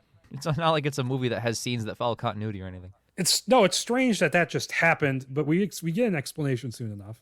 Yeah, it is. But I'm back at the mansion. Deo, Varley, Sin, and Sakharov are waiting in a room, and the rest don't seem interested in Deo's speculations about what happened with the plague wolves. Werewolf rabies, it looked like. He calls it werewolf rabies. Looked like he was trying to infect as many as possible. And then Delancre and Olds emerge from a door covered in Gil's blood, saying he didn't make, and they can see his corpse lying on an operating table surrounded by strange surgical instruments. And Delancre reassures Deo that he did the right thing, that Gills would still be suffering if he didn't bring him back, and then leaves. And so Deo pockets a pair of silver zip cuffs and asks to talk to Varley, and she doesn't want to talk right there, and they end up in her car, driving away. She assures Deo that Gills was out of his mind and didn't know what he was saying, and tells him that he was captured trying to sabotage a laboratory on his own, replying that he was reckless when Deo points out that they always run as a pack. So, suspicious. Ah, crazy. When he asks where they're going, she says she likes to be around people when she's mourning, and it just hard cuts to the two of them drinking in a Hamburg nightclub. Yep.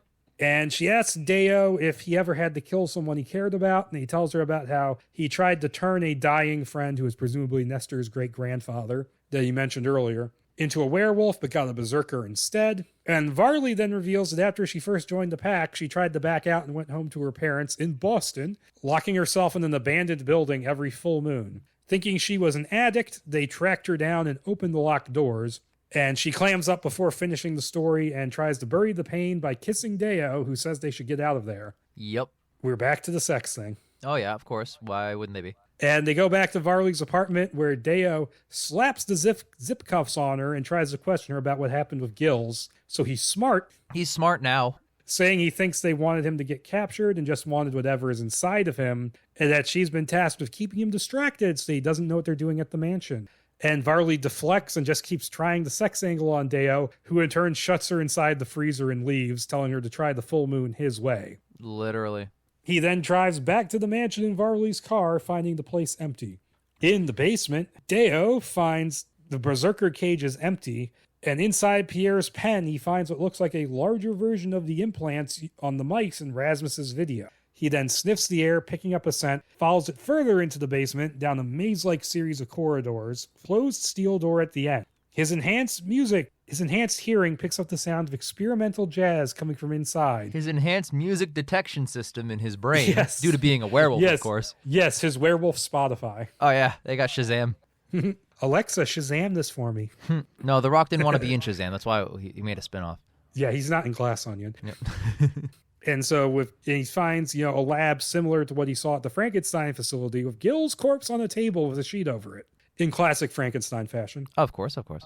Rasmus, still alive, emerges from another room, shocked to see Deo, who interrogates him. His formula, Leica 6, was supposed to be a synthetic werewolf virus designed to work on everyone, even those too weak to handle the change normally. It didn't work, but had applications as a weapon because of the lack of incubation period, immediate transformations, which they kind of have anyways, and the drive to spread the virus to as many people as possible. And when no one is left to infect, they fight each other, leaving only the strongest alive, aka those who could survive the normal werewolf. Mm-hmm.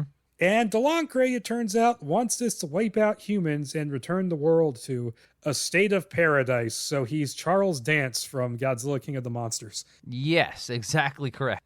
Only his plan makes more sense. Yeah, because not much made sense in that movie.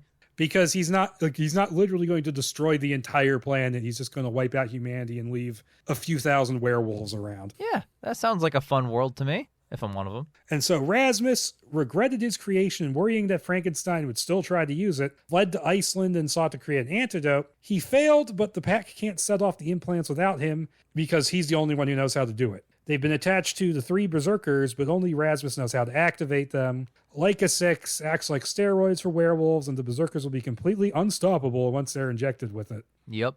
That actually doesn't track with what happens later. Nope. And Deo then hears someone coming and asks Rasmus if there's another way out. And they soon emerge from a secret trapdoor entrance onto the grounds of the mansion, so that would be Ian's favorite part of the movie, where they are then attacked by Sin in werewolf form. And Deo transforms and fights back, taking a few hits, eventually killing Sin by breaking his spine on a tree. Yes, just like you're supposed to with villains. Boom! Well, they always said you lacked the backbone. Oh, side-splitting comedy. Got him. Got him. And Deo then gets hit by an exploding silver bullet, and then gets hit again when he tries to heal by transforming back and forth, and he gets stuck in mid-transformation. Yeah, that's which kind of a funny image. Actually, it could be a very cool effect, at least. It could. It sounds like a funny half-transformed rock running through the screen like...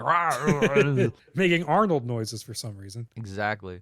And so Deo and Rasmus emerge from the forest onto the Autobahn, where Deo makes a car stop by slashing its tire, which for some reason can drive on a flat. Mm-hmm.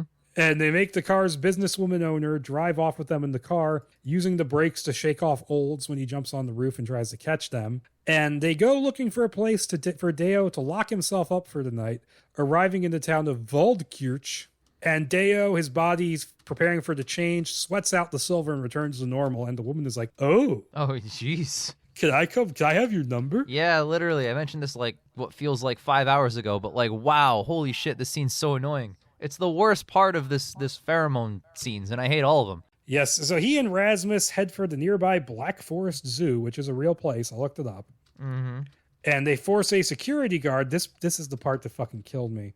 They move an elephant out of its enclosure and into the other elephant enclosure.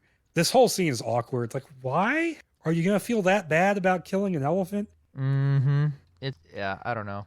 Well, he's got to eat, you know? He's got to wolf down 1 billion calories a minute or something. Man, the elephant will do that when he doesn't even have to finish it. Yeah, exactly. It's plenty left.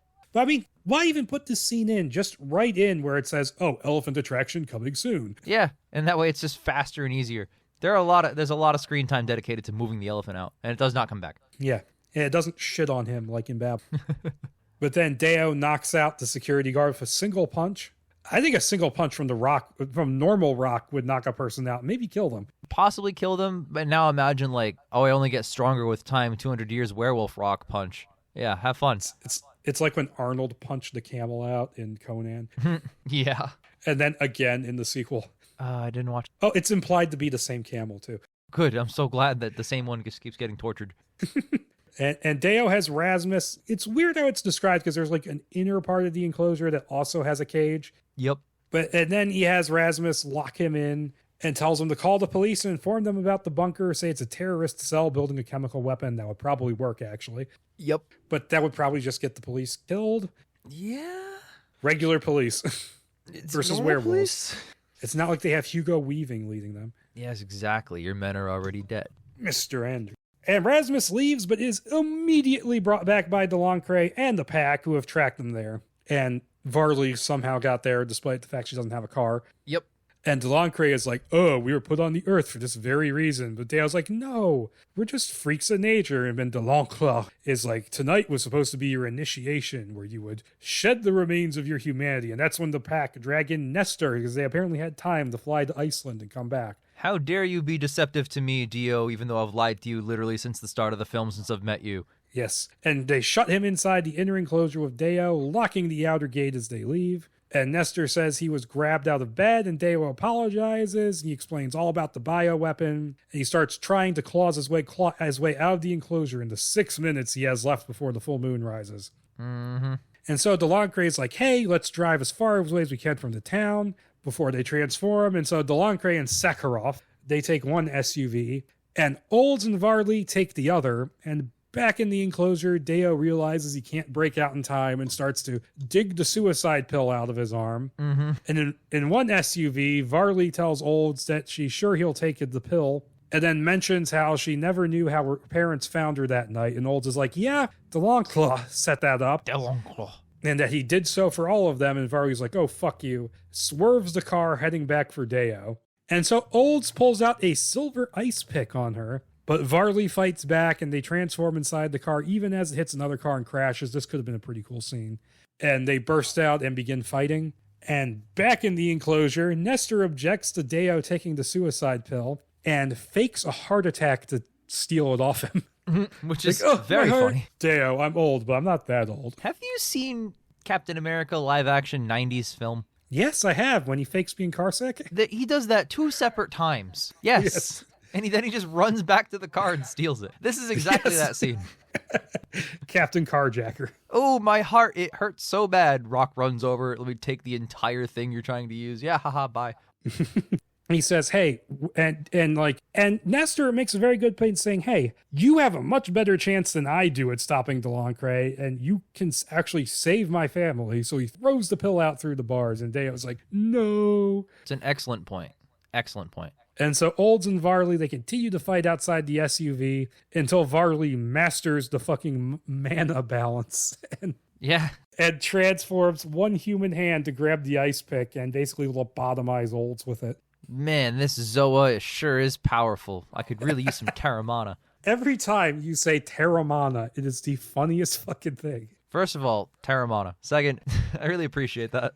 I don't know why that's so funny to me. It's just... Is it because it's like the scrawny, skinny white guy saying the Rock's hit word Terramana? Probably. I'm so glad. And so Varley manages to get inside the closure and unlock the inner door just as the full moon transformation takes effect, with the Deo wolf watching Nestor as the inner door closes. And then hard cut to the next morning, where Deo wakes up in his human form and sees Varley not far away before hearing a growling. And Nestor is on the other side of the cage, having become a werewolf, and is maddened, unable to change back. They figure one of them must have bit him as they were closing the cage, and Varley is in favor of killing him, but Deo insists on taking him with them. Yep. They never clarify what happened here. No. They just say that they think that when they shut the door that one of them possibly could have maybe bit him. What? I was waiting for a reveal that, because he was talking about how he was thinking about, it might not be so bad to be a werewolf. I was thinking he maybe deliberately stuck a finger out the door and let them bite him. Ooh. Nope, that's not in the script. That would have been cool. And it is a first draft. Maybe in like a second or third they would fix that. Allegedly a first draft. And so Delancre and Sakharov soon arrive at the zoo. Finding the enclosure empty, the former realizes that Varley must have stepped in. Mm-hmm. And meanwhile, Deo and Varley have taken a zoo vehicle and driven it out to a forest road, where Deo lets out Nestor, and he has Varley call Maddie on her cell phone and gets her and the kids to talk to Nestor, which ultimately helps trigger the change back into human form. Mm-hmm. Nice, easy fix. Oh, yeah. Yeah, slap a Band-Aid on it. And that issue now dealt with, Varley tells him that Delancre has taken the three berserkers to the port of Hamburg and is making preparations to ship them out. Yep. Presumably via FedEx. Oh, yeah. The worst company to ship anything in the world. Yeah, they go with fucking Tom Hanks to the island. Literally. And so we then go to the port where Delancre orders dock workers to ship 2 containers, one to New York, the other to Shanghai, while the third stays in the warehouse there. Yep. And so begins what's about to be like the most chaotic Venom third act werewolf on werewolf fight scene in the world. Oh, yeah. And so the 2 getting shipped are soon prepped and ready and should be en route within the hour. And Deo and Varley immediately get there and start searching the port. Of course. And Delancre speaks to Pierre, the berserker he kept in the warehouse, saying he's going to fulfill his promise to make a world where he can run free. Now, that is actually an interesting character motivation, and it's so much better than, like, the stock eco-terrorism stuff. Yeah, it's not that bad. Like, the makings of a good villain are here. It's almost good. No, it's fine. It's fine. I shouldn't be too harsh on it. It's almost, like, really good is what I... Yeah, like, they're almost there, but they don't quite... Like, once again, rewrites could help. Yep, tune it up a little bit. You got it. And so he and Sakharov drive with the security escort that is moving the 2 shipping containers, and they're heading past those oil silos from earlier when Delancre spots something clinging to the top of one and realizes that Deo has arrived. And Deo, while Varley remains unseen atop another silo, even though the werewolves should just be able to... Wait, they can't selectively transform their nostrils, so they can't smell her yet. No, yeah, not quite. They don't have the Terramana. If they had the Terramana, which is something that I will continue to say, then maybe they could potentially smell him while being in human form, or hear, or anything. And so he calls out Delancre and says, "You're wrong. Just even though you turned into a wolf, you're still the beast you were when you were a human," which is a good line. Oh, yeah. And then he leaps down, transforms into his wolf form in midair, which is awesome sounding. And he's intercepted by Sakharov, and then the 2 begin to fight. And Deo tosses the Russian into one of the silos, breaking it open and causing the area to start flooding with oil. Yep. Very environmental movie. Of course. And Varley sneaks up and attacks Delancre, and the 2 of them begin to fight as well. And Deo tears out Sakharov's throat and kills him, and joins Varley in her battle against Delancre. Mm-hmm. And when they start to gain the upper hand, Delancre breaks away, transforms back into a human, opening the shipping containers, and just fucks up his plan right there, unleashing the berserkers on them. Yep. And Deo gets thrown into another silo, rupturing it, and Varley is badly injured by one of them. Deo tries to help her, gets tackled into a crane, which this fucking Rube Goldberg shit here. This is like Final Destination logic. Insanity. Topples over, drops a pallet of gas tanks, which creates a spark that lights the oil. And Deo gets Varley out of there as the 2 berserkers are consumed by the fire. So yeah, unstoppable except by fire. Yep. They are they're unstoppable. That means, oh no. One is Denzel and the other is Chris Pine. Oh no, baby. How about no to that? I mean, would you rather one be John Travolta and have it be no them be as taking well? Neither of the things. You wouldn't want to see Denzel as a werewolf? It's not that I wouldn't. It's that I don't think it'd be good at all. Oh man, imagine if Tony Scott were still alive when this was in the works, and he got attached to direct. He's like, oh, I'm in. Oh, yeah, I'm the most in of all time. Yeah, and they head back to Nestor, who's just chilling in the zoo vehicle. He's their getaway driver. Yep. So he gets her there, and then he heads back into the fray. And Delancre arrives at the warehouse with Pierre inside and orders Rasmus to dose him with Leica 6. And the scientist instead just goes, fuck you, and opens the shipping container. He's, I'll probably die from this, but I'd rather die a hero than live long enough to see myself become the villain. Well, you're already the... That's an insightful quote. Where'd you get it from? Did you just make that up? I believe it came from Christophorus Nolanus. Famed 20th century philosopher. Yeah. And his Davidus Goyerus and his brother Yonatan Nolanus. Yonatan Nolanius. Yeah, no, he's great. He's very talented in the writing department. And Delancre is forced to kill his son with his own suicide pill. That was cool. That was sick. That was awesome. And Deo soon arrives, but he says, and Delancre is gone, and Rasmus is mortally wounded. He tells Deo that Delancre forced him to attach his son's implant to him, and that he said he'd be waiting for Deo in paradise. Mm-hmm. The unproduced version of Prometheus? Yes? That was the working title for Prometheus, and I think one of the drafts of Covenant is called Paradise. Really? There's one called Paradise and one called Paradise Lost, I think. Interesting. Very on the nose with that. Because they lost all their good ideas in the writing process on that movie, so they lost Paradise. But Deo realizes what this means just as Rasmus dies and heads back to Nestor's vehicle. And on his way, he notices a mysterious helicopter in the sky. It doesn't appear to be German. It has a logo, which is a circle with a bunch of intersecting triangles in the middle of it. That is not the Prodigium logo. That is not the Prodigium logo at all. But it is in this. Maybe it's the German branch of Prodigium's logo. Yeah, when you translate the Empire logo, it goes back to that. Darth Vader's name in German is just Dad, I'm pretty sure. I know Vader is Dutch for father. Oh, yeah. And Darth, I think, is also father. I think there's like 2 different versions of father. Fun fact, in the original Star Wars, that's just his first name. Yeah. Yep. Because Obi-Wan is like, only a master of evil, Darth. That's hilarious. And so he tells Nestor and Varley they need to head to the airport as he's figured out that Delancre plans to infect Hawaii out of revenge, not caring that, it's an island. Yeah, and this it's not a very work good for place his to plan. infect for hitting the world, So it's just him being a vengeful asshole. Yep. This is where it really gets overstuffed in the third act, because this is not a bad idea to have him kind of switch plans, but we needed to get to the original plan a little earlier if we were going to do this. Yeah, and I was really enjoying the werewolf action up to this point, and I think in the third act it's just like claws and fangs and mishmash and crashing through buildings and just chaos, and it's like, well, okay, calm down a little bit here. And it just reminds me of like World War Z, the movie, where for the third act, they just randomly take a side trip to Wales. Yup. It's like, oh, we're going to Hawaii. Mm-hmm.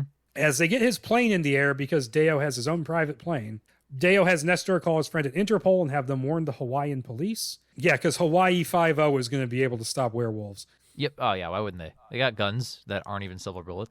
And Nestor has a brief little conversation with Varley about how werewolves don't die easy and he'll have an easier time keeping up with Deo now. And at the Honolulu airport, because they get there immediately, the police, along with SWAT, surround Delancre's plane as it lands and go to arrest him as he transforms and attacks. Yes, that is something that happens in the script. Yes. And so Deo's plane soon comes in over the Hawaiian Islands and he apologizes to his father for returning. And they are soon warned not to land as the airport has been shut down due to an emergency. And he says they have to land because they're almost out of fuel, climbs down out of the landing gear commando style, catching sight of Delancre's plane on fire before transforming and running off the tarmac. And he gets away just as some kind of special forces unit approaches his plane. And they board, and we see they have the same logo as the helicopter from earlier, and they're led by Makomo, who wants to know where Deo is. So Prodigium has special forces units. Oh, yeah. Why wouldn't they? Which is why they sent 5 guys with harpoon guns to capture Amanet. Right. And they're also non-profit, so they can, afford this by, laundering drug money. Yeah, drug money. They make drugs from, they fucking grind up mummies and make them into drugs. Yeah. It's worth a lot in the black market, I mean, it wouldn't surprise me. The Chinese market would probably buy that shit up. Absolutely.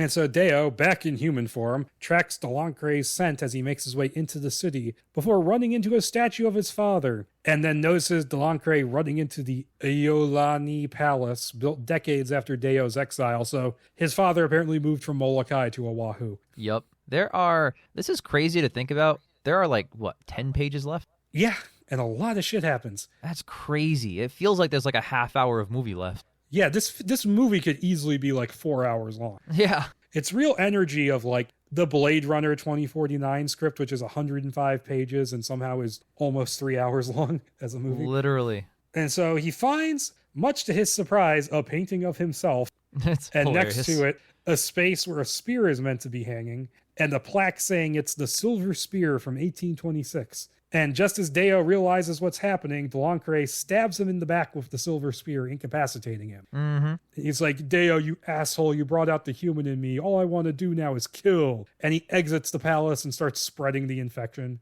Yep, that's definitely a human trait, biting people to infect them. Yeah, that's it. Yep. And Deo, and also he's wrong. There are other species that kill for no reason. Yeah. Fucking chimpanzees are evil as shit. Yeah, exactly. Dolphins commit rape. I mean, yeah, that's a whole thing. Humans are not the only source of evil in the animal kingdom here. And so Deo breaks off the silver spearhead, but he still can't transform, so he has to start picking out the bits of silver that are in his wound. That could be really cool. Oh, yeah, that'd be sick. And while he makes his way into the street, still unable to transform, and fights his way through the plague wolves as he looks for Delancre, Makomo, Varley, and Nestor drive through the streets in a prodigium vehicle as part of a convoy. Mm-hmm. And they're taking out plague wolves with exploding silver hollow point rounds. There's a moment where Nestor gets scratched by one and Makomo is just about to kill him. He's like, no, wait, he's already a werewolf. Chill. You already know that this entire third act, the CG is going to look so much worse than the prior parts of the movie because they already spent all their budget. Oh, it's like Shang-Chi. Yeah, they made the rest of the movie look so great that now we're just, we got a big explosion time. And so I condensed a lot of this down in my notes. But so Deo, he fights Delancre outside of McDonald's, but just gets swatted away. But he gets swatted next to a car that's on fire. And the fire speeds up the silver sweating out of him. Yep. And he finally gets enough out of his system to transform and rips off Delancre's implant. Yeah. And so Delancre, who is forced back into human form, staggers onto the beach, and Deo follows. It's like, my blood will always flow through your veins, which would mean a lot more if they had more of a bond. Yep, which they did not. And Deo tackles him into the surf, fighting him underwater and killing him with the spearhead. And he surfaces, finding himself surrounded by Makomo's Special Forces team, who open fire on him as he transforms. And Makomo's like, no, stand down. Yep. And I could make a police joke, but I won't. Yeah. Oh, man, that would be incredibly timely and relevant. Yeah. This is weird because the past 5 pages, I think it felt so long. And now we're here, and I mean, I'll pass it off to you, the man who's reading the script course, but it literally just doesn't even conclude it. It's so annoying. Yeah, it's like they took care of the plague wolves really easily. Ridiculously. I don't remember. Do you know how they stopped all the plague wolves? Because he was biting people like nobody's business. I guess they just shot them as they saw them. They just shot enough to stop the plague.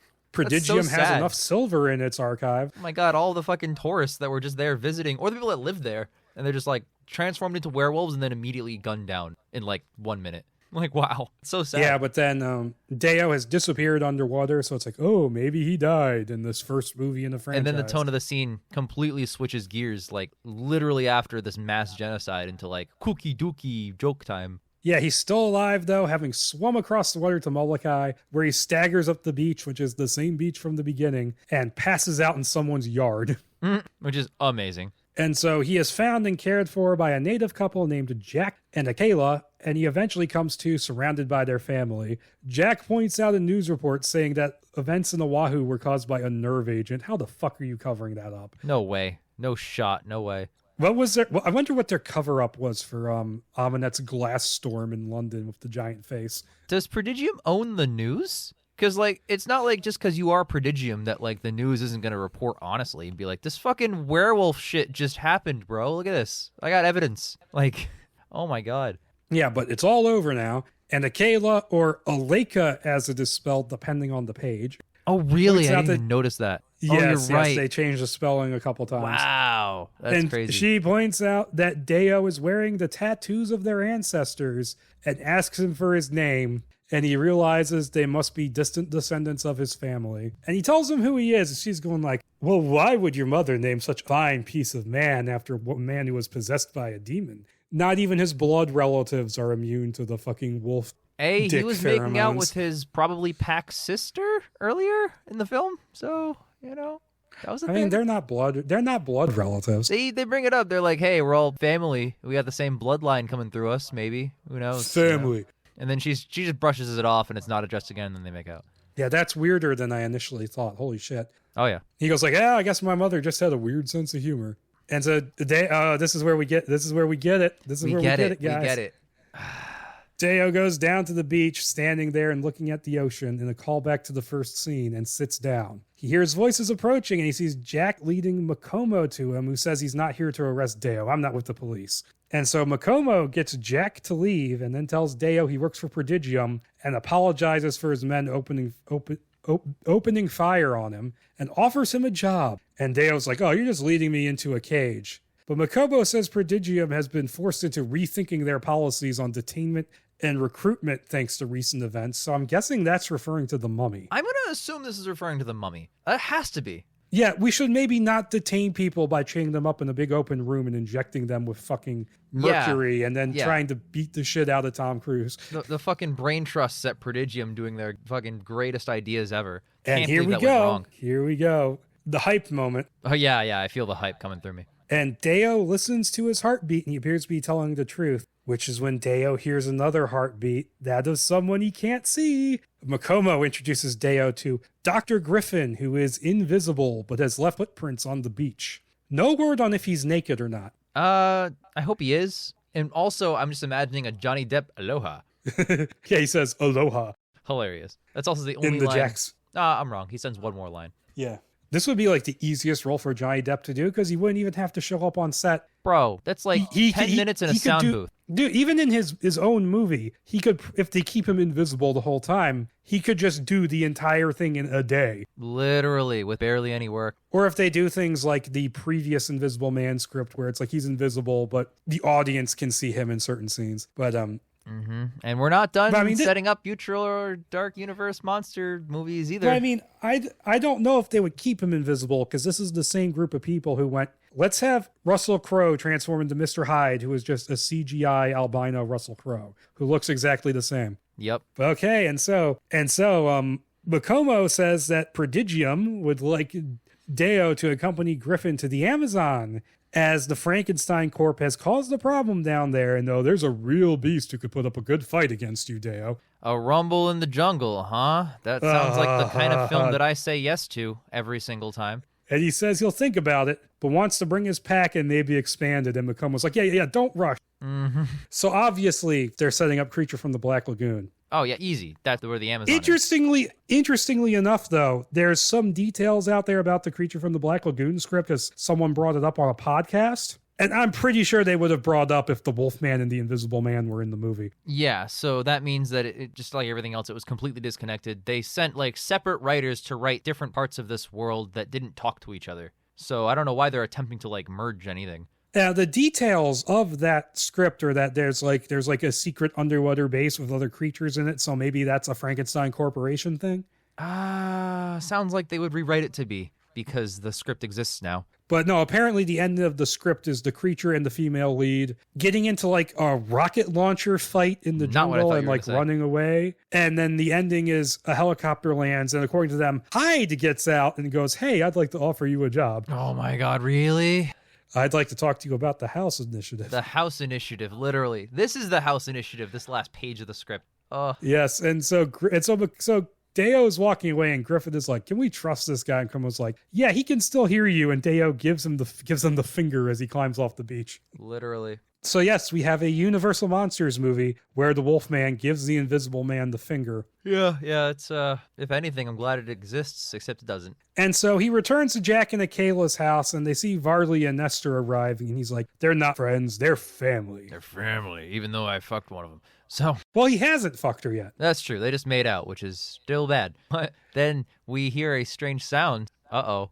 Because Jack is trying to welcome them by blowing the conch, but he sucks at it, just like Deo's friends did in the past. So he's like, give that shit to me, and then he blows it, and it makes a howling noise, and that's where it ends. Yeah, that's what an end, man. What a fucking dynamite ending, man. Wow. It just has me wondering what the Invisible Man would have been if he would have stayed a good guy. I look, it doesn't, I don't know, because like clearly this script is pretending like these characters are already introduced to us and we already know who they are. And yeah, sure, you and I do, but A, we don't know anything about these versions of them. B, who the fuck audience is like, oh my goodness, that's maybe Johnny Depp's voice? Wow, I'm hyped.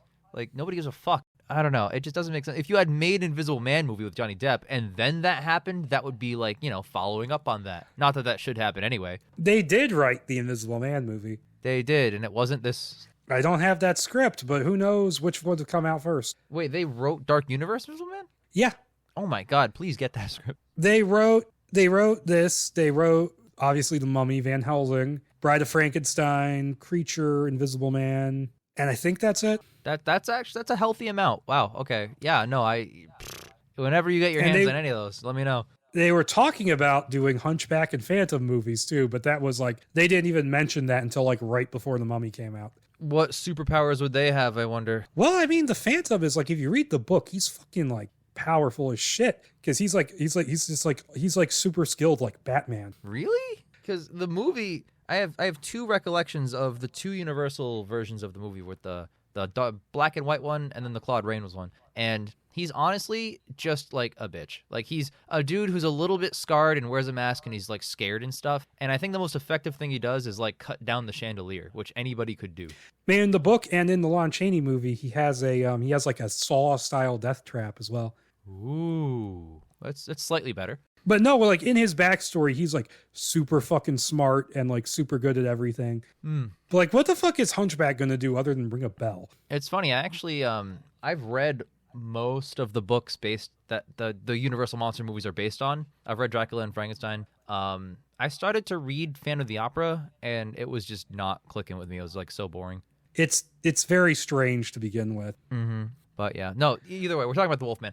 Bro, this movie it's just all over the place. I like the lore, complement it. I like their take on werewolves. I think it's, relatively consistent. There's some question marks, like how long bites take to turn somebody is kind of all over the place. But I'm not going to use the word Morbius, but that that end of the film, not even post-credits, has very similar energy to Morbius with Vulture. The post-credit scene that they edited after the fact to take out the reference to Spider-Man. Jesus. Oh my god, that was tough to like. I have to say, I would rather watch this movie than Morbius. This is at least interesting.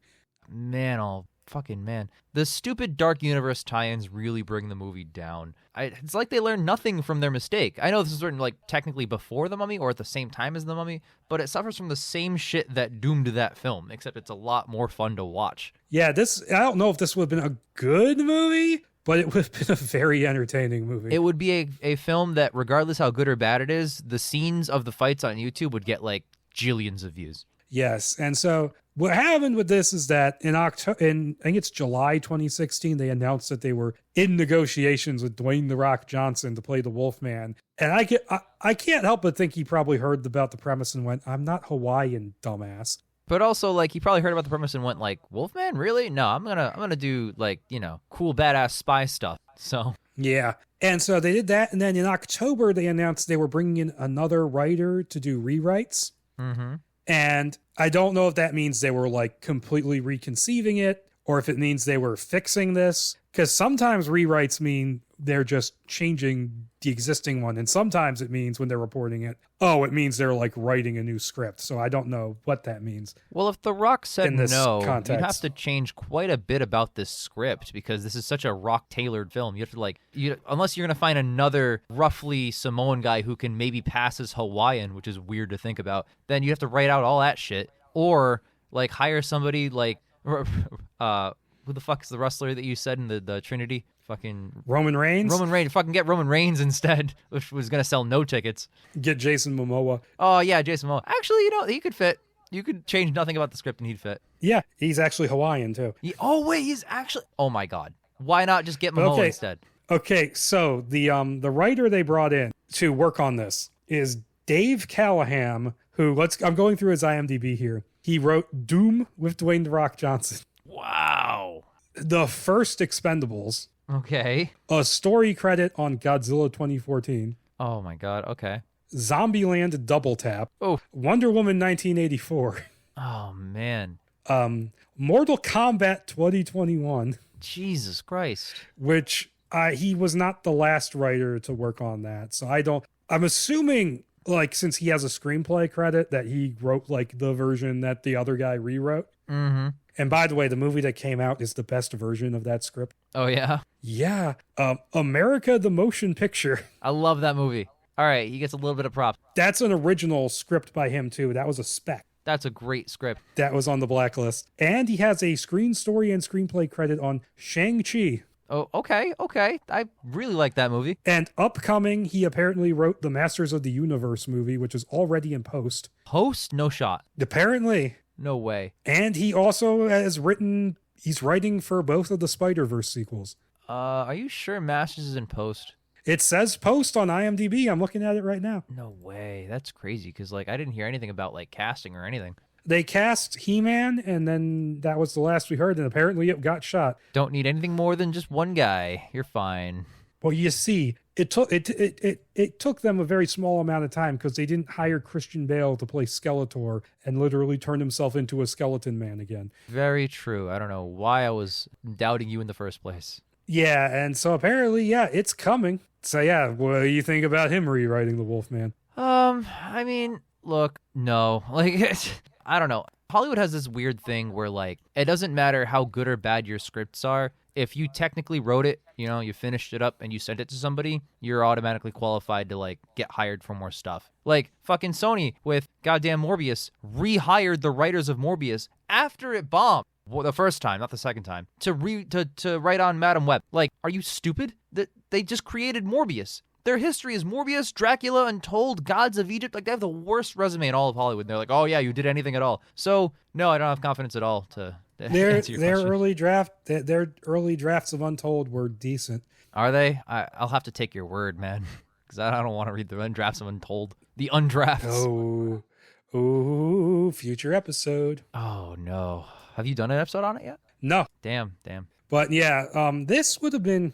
And so they brought that guy in, he did a rewrite. And then in less than a year, The Mummy came out, and that was all she wrote. Yep, that is wrap on that. That's tough. I mean, I don't know. The shared universe of one movie. Literally. The Wolfman. I'm trying to think of it as, like, imagine this being the second Dark Universe movie. This comes out with The Rock in it, right? Or the third, because Bride came out, right? Which makes no sense. Bride was supposed to go into production. Right. Like early 2018, I think. So there was a Frankenstein corpse in Bride. If not, it's going to be super rewritten. I'm assuming that would have been what she was dealing with in the modern day part of the plot. Maybe. So this comes out. But they were supposed to get moving on that, yet they still had not cast the Bride. Mm-hmm. Oh man, this is just suffering from so many problems as 2017's Mummy. It is better. It is a much better film than Tom Cruise's terrible The Mummy. But it is, aside from being a guilty pleasure in terms of the action, it is still pretty terrible. Like, it's just not a script that, like, I can imagine all the people being like, wow, yeah, this is best movie of the year material. Let's check it out. No, it would not be best movie of the year material, but it at least would be fun to watch. It would. I mean, I think if you fix some of the third act stuff and you take out the fucking sex jokes, it immediately becomes a good movie. Honestly, yeah. I'm kind of with you. This is something that, like, it's almost really great, and it's really held back by itself. And then, of course, the ending. Oh my God, the stupid fucking ending. The last page is just cancer. Aloha. Aloha, yeah, fucking Johnny Depp, baby. Why? I'm just imagining him putting on like a lei and walking around. Literally. With the lei on. Oh my God, naked. Literally. It's, I don't know. It's just cringe to think about. I don't even know how you would shoot that scene, because it'd just be like, oh, suddenly there's footprints on the beach, like in those weird Christian pictures. I was thinking about that too, because, like, well, yeah, that too. But Dwayne Johnson scans the heartbeat of Morocco, and then he's like, oh, there's another heart. How do you, like, visually do that? It's an invisible man with a heartbeat that's audio. Well, you hear two heartbeats pumping on top of each other. Wait, that sounded bad. That sounds like one heartbeat beating fast. I don't know. I'm just saying, like, the logistics of, I don't know. The whole end scene, even if it's done well, is still crap. And it's like, would the Invisible Man continue to be a good guy? Would he betray them like he does in the comic book version of League? Yeah, they're going to lift material from not even Universal's version of League. Well, just make him be the asshole. Yep. No, that I mean, tracks. he's Johnny Depp. He can pull it off. Yeah, I guess so. But no, it doesn't.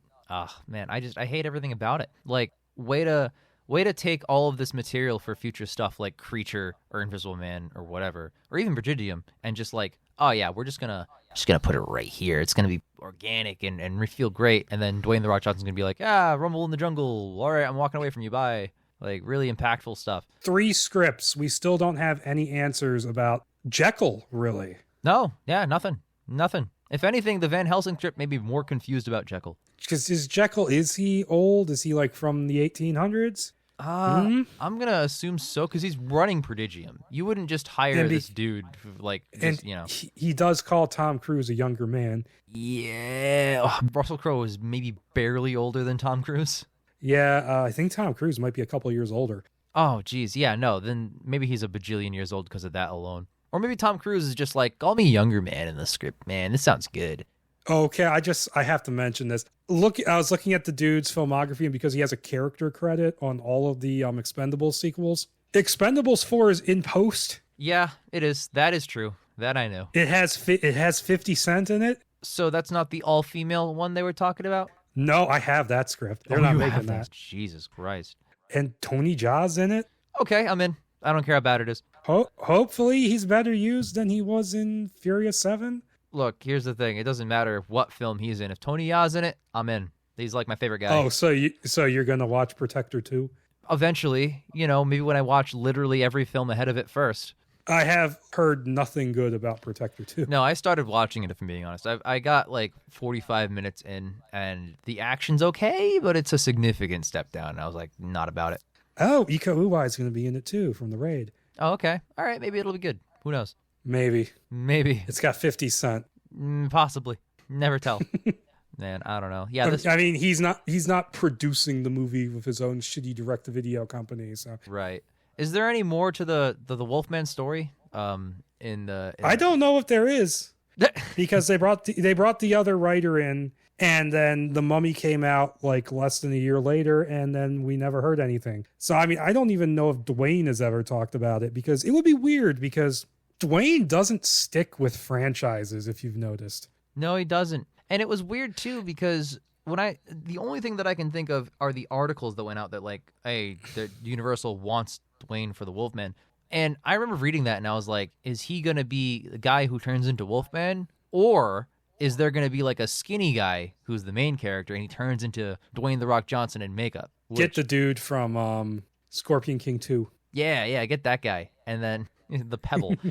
No, who's the shrunkiest guy is the 5th one. So Zach McGowan, right? He's the Wolfman, Larry Talbot. As the Hawaiian Prince. Hawaiian Prince Zach McGowan turns into giant Dwayne The Rock Johnson, which is just him with fur, which he would never agree to because it's like 16 hours of makeup every day or some shit. No way. But no, if you look at like every movie he's been in for like the past decade, every single one of his Wikipedia pages has a little subheading of potential sequel. And in every single one of them, they quote the same interview from like one of the other people who runs his production company saying, yeah, the studio wants a sequel, but we don't really want to do it. Yeah, that sounds a lot like The Rock. Even though he was like very passionate about Black Adam and nothing else, even though the movie fucking sucks. Why was that his passion project? That makes no sense. Yeah, I mean, and why were you so against being in a Shazam movie? Pain. Why do you want to fight Superman when you're not a Superman villain? Why do I want to see you fight Superman when you don't lose your fights? You're going to piss off every fan of Superman that exists. Yeah, he's going to be about to lose, and he's going to be like, yeah, no, Martha. Yeah, or some shit, and then just whoop his ass, and Superman's going to go flying into space or something. I don't know. I can only imagine that fight being just the Zod fight again. Right. But no, the Wolfman, the script's decent. It's got a lot of problems, and the more I think about it, the more those kind of stand out to me. I feel like if it's when it first comes out, I would be like, hell yeah, kinda, and then I'd watch it on digital. I'd be like, ooh, okay. So you're not ready for the sequel where the wolf pack and the invisible man go to meet the creature. No, because none of those characters are introduced. Oh my god, fucking stupid. Also, like, I'm sure the creature would just be like a big CGI monster, and then Wolfman CGI monster has to fight the CGI monster at night in the forest and trees and shaky cam. I'm sure it's gonna be shit. So, whatever. No, the Wolfman, the Rock, it could have been so much cooler, especially because, like, halfway through, you're like, okay, I'm picking up what you're putting down, movie. And then the third act just goes insane. In complete insanity. And there's not a whole lot more information. Usually when we do this show, it's you give like a detailed history of what was going to be this version of this character, all these directors and writers attached. For this, it's just like, yeah, this guy wrote it, and this bad writer was going to write this too, and that's it. No directors attached. No directors, no Rock attached, which is funnier, and nothing. We don't even have the hilarious story about the Van Helsing script where the writer was like, yeah, we were in the writer's room and nobody knew what they were doing, so we went, let's make a script about the guy who kills the monster movies that don't work. Oh my god, that's so true. And they said something along the lines of like, we'll build the plane while we fly it, or some shit. Like, yes, what is wrong with you? He said one guy would say, oh, are these monsters all heroes or all villains? And another person would say, we'll build the plane while we're flying it. Yeah, that's an excellent way to run a team of writers. Is just, so it's yeah, like the DC universe. Yeah, great. So fun. It's like the DC universe. Just as good. If not, yeah, the same energy, you know? Including having The Rock quartered in a role. Oh, well, actually cast in DC. Yeah, it actually happened once ever, and now the whole universe is shutting down, thankfully. But no, I would love to ask Dwayne about this. Just be like, yeah, how close did you get to being in the Wolfman? He would probably respond like, Wolfman? They wanted me for that shit? What are you talking about? We really think I would do the Wolfman? They can't even get me to do a sequel to the very successful Journey 2. Yeah. Yeah, wait, they were trying to do the Journey from the Earth to the Moon was the name of that story. Yeah, I do think it's really funny that he fucking like stole a franchise from Brendan Fraser, and I'm like, I guess that's payback for getting killed by him in Mummy Return. Exactly, because Brendan Fraser stole it back in Part 3 Mummy, you know? Yeah. Yeah. Oh well, give me a Dwayne "The Rock" Johnson, Brendan Fraser team up where Wolfman has to fight the guy who fights the Mummy. Brendan Fraser did Journey to the Center of the Earth and Tomb of the Dragon Emperor in the same summer. Yes, that happened. Oh my god. Yeah, but okay, we've talked this to that. So, until next time, guys, you know, this has been the hierarchy of the Dark Universe changing. Of course, just as always. And anytime that you have a script that talks about how much the hierarchy of the Dark Universe is about to change, you let me know. I am your guy. All right? Well, and you've already said next episode we do is going to be the early John Spates drafts of The Mummy. I am locked in. I am committed. Which is before the hierarchy changed and it became something else. Are there two? There's two. There's one, and then there's a revision of it, which Kurtzman and Orsi contributed to. Okay.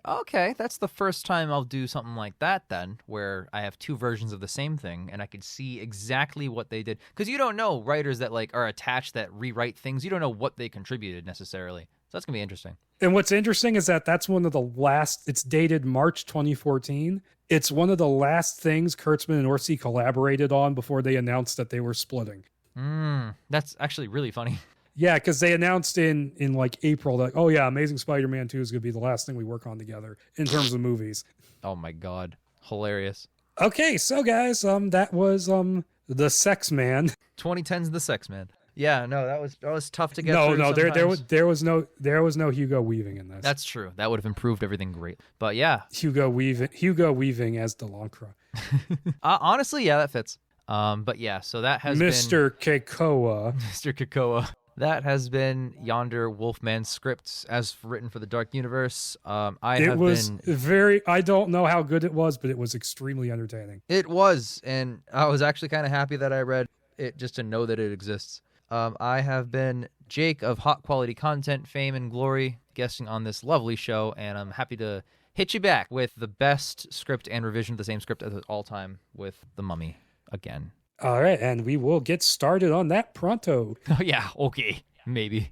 If I start reading it tomorrow, so do you. Oh, jeez. Well, at least send it to me. I don't think I have them. I sent them to you. Scroll up. Resend them. I'm going to be spoiled on this one. I refuse to scroll up. Okay. I scrolled up. I can't find it. I'll do it after we sign off. So I found. I scrolled up and found Dwayne the Rock Johnson's Scorpion Man photoshopped onto Van Helsing's Wolfman. Yes, that's gonna be the thumbnail. This is what I get for scrolling up. Are you happy now? Yes, because that's still the funniest things I've made. Oh, geez. All right. Well, bye, guys. Thank you so much for listening to our nonsense. Yes. See you next time. With 3 hours in the editing room. Bye.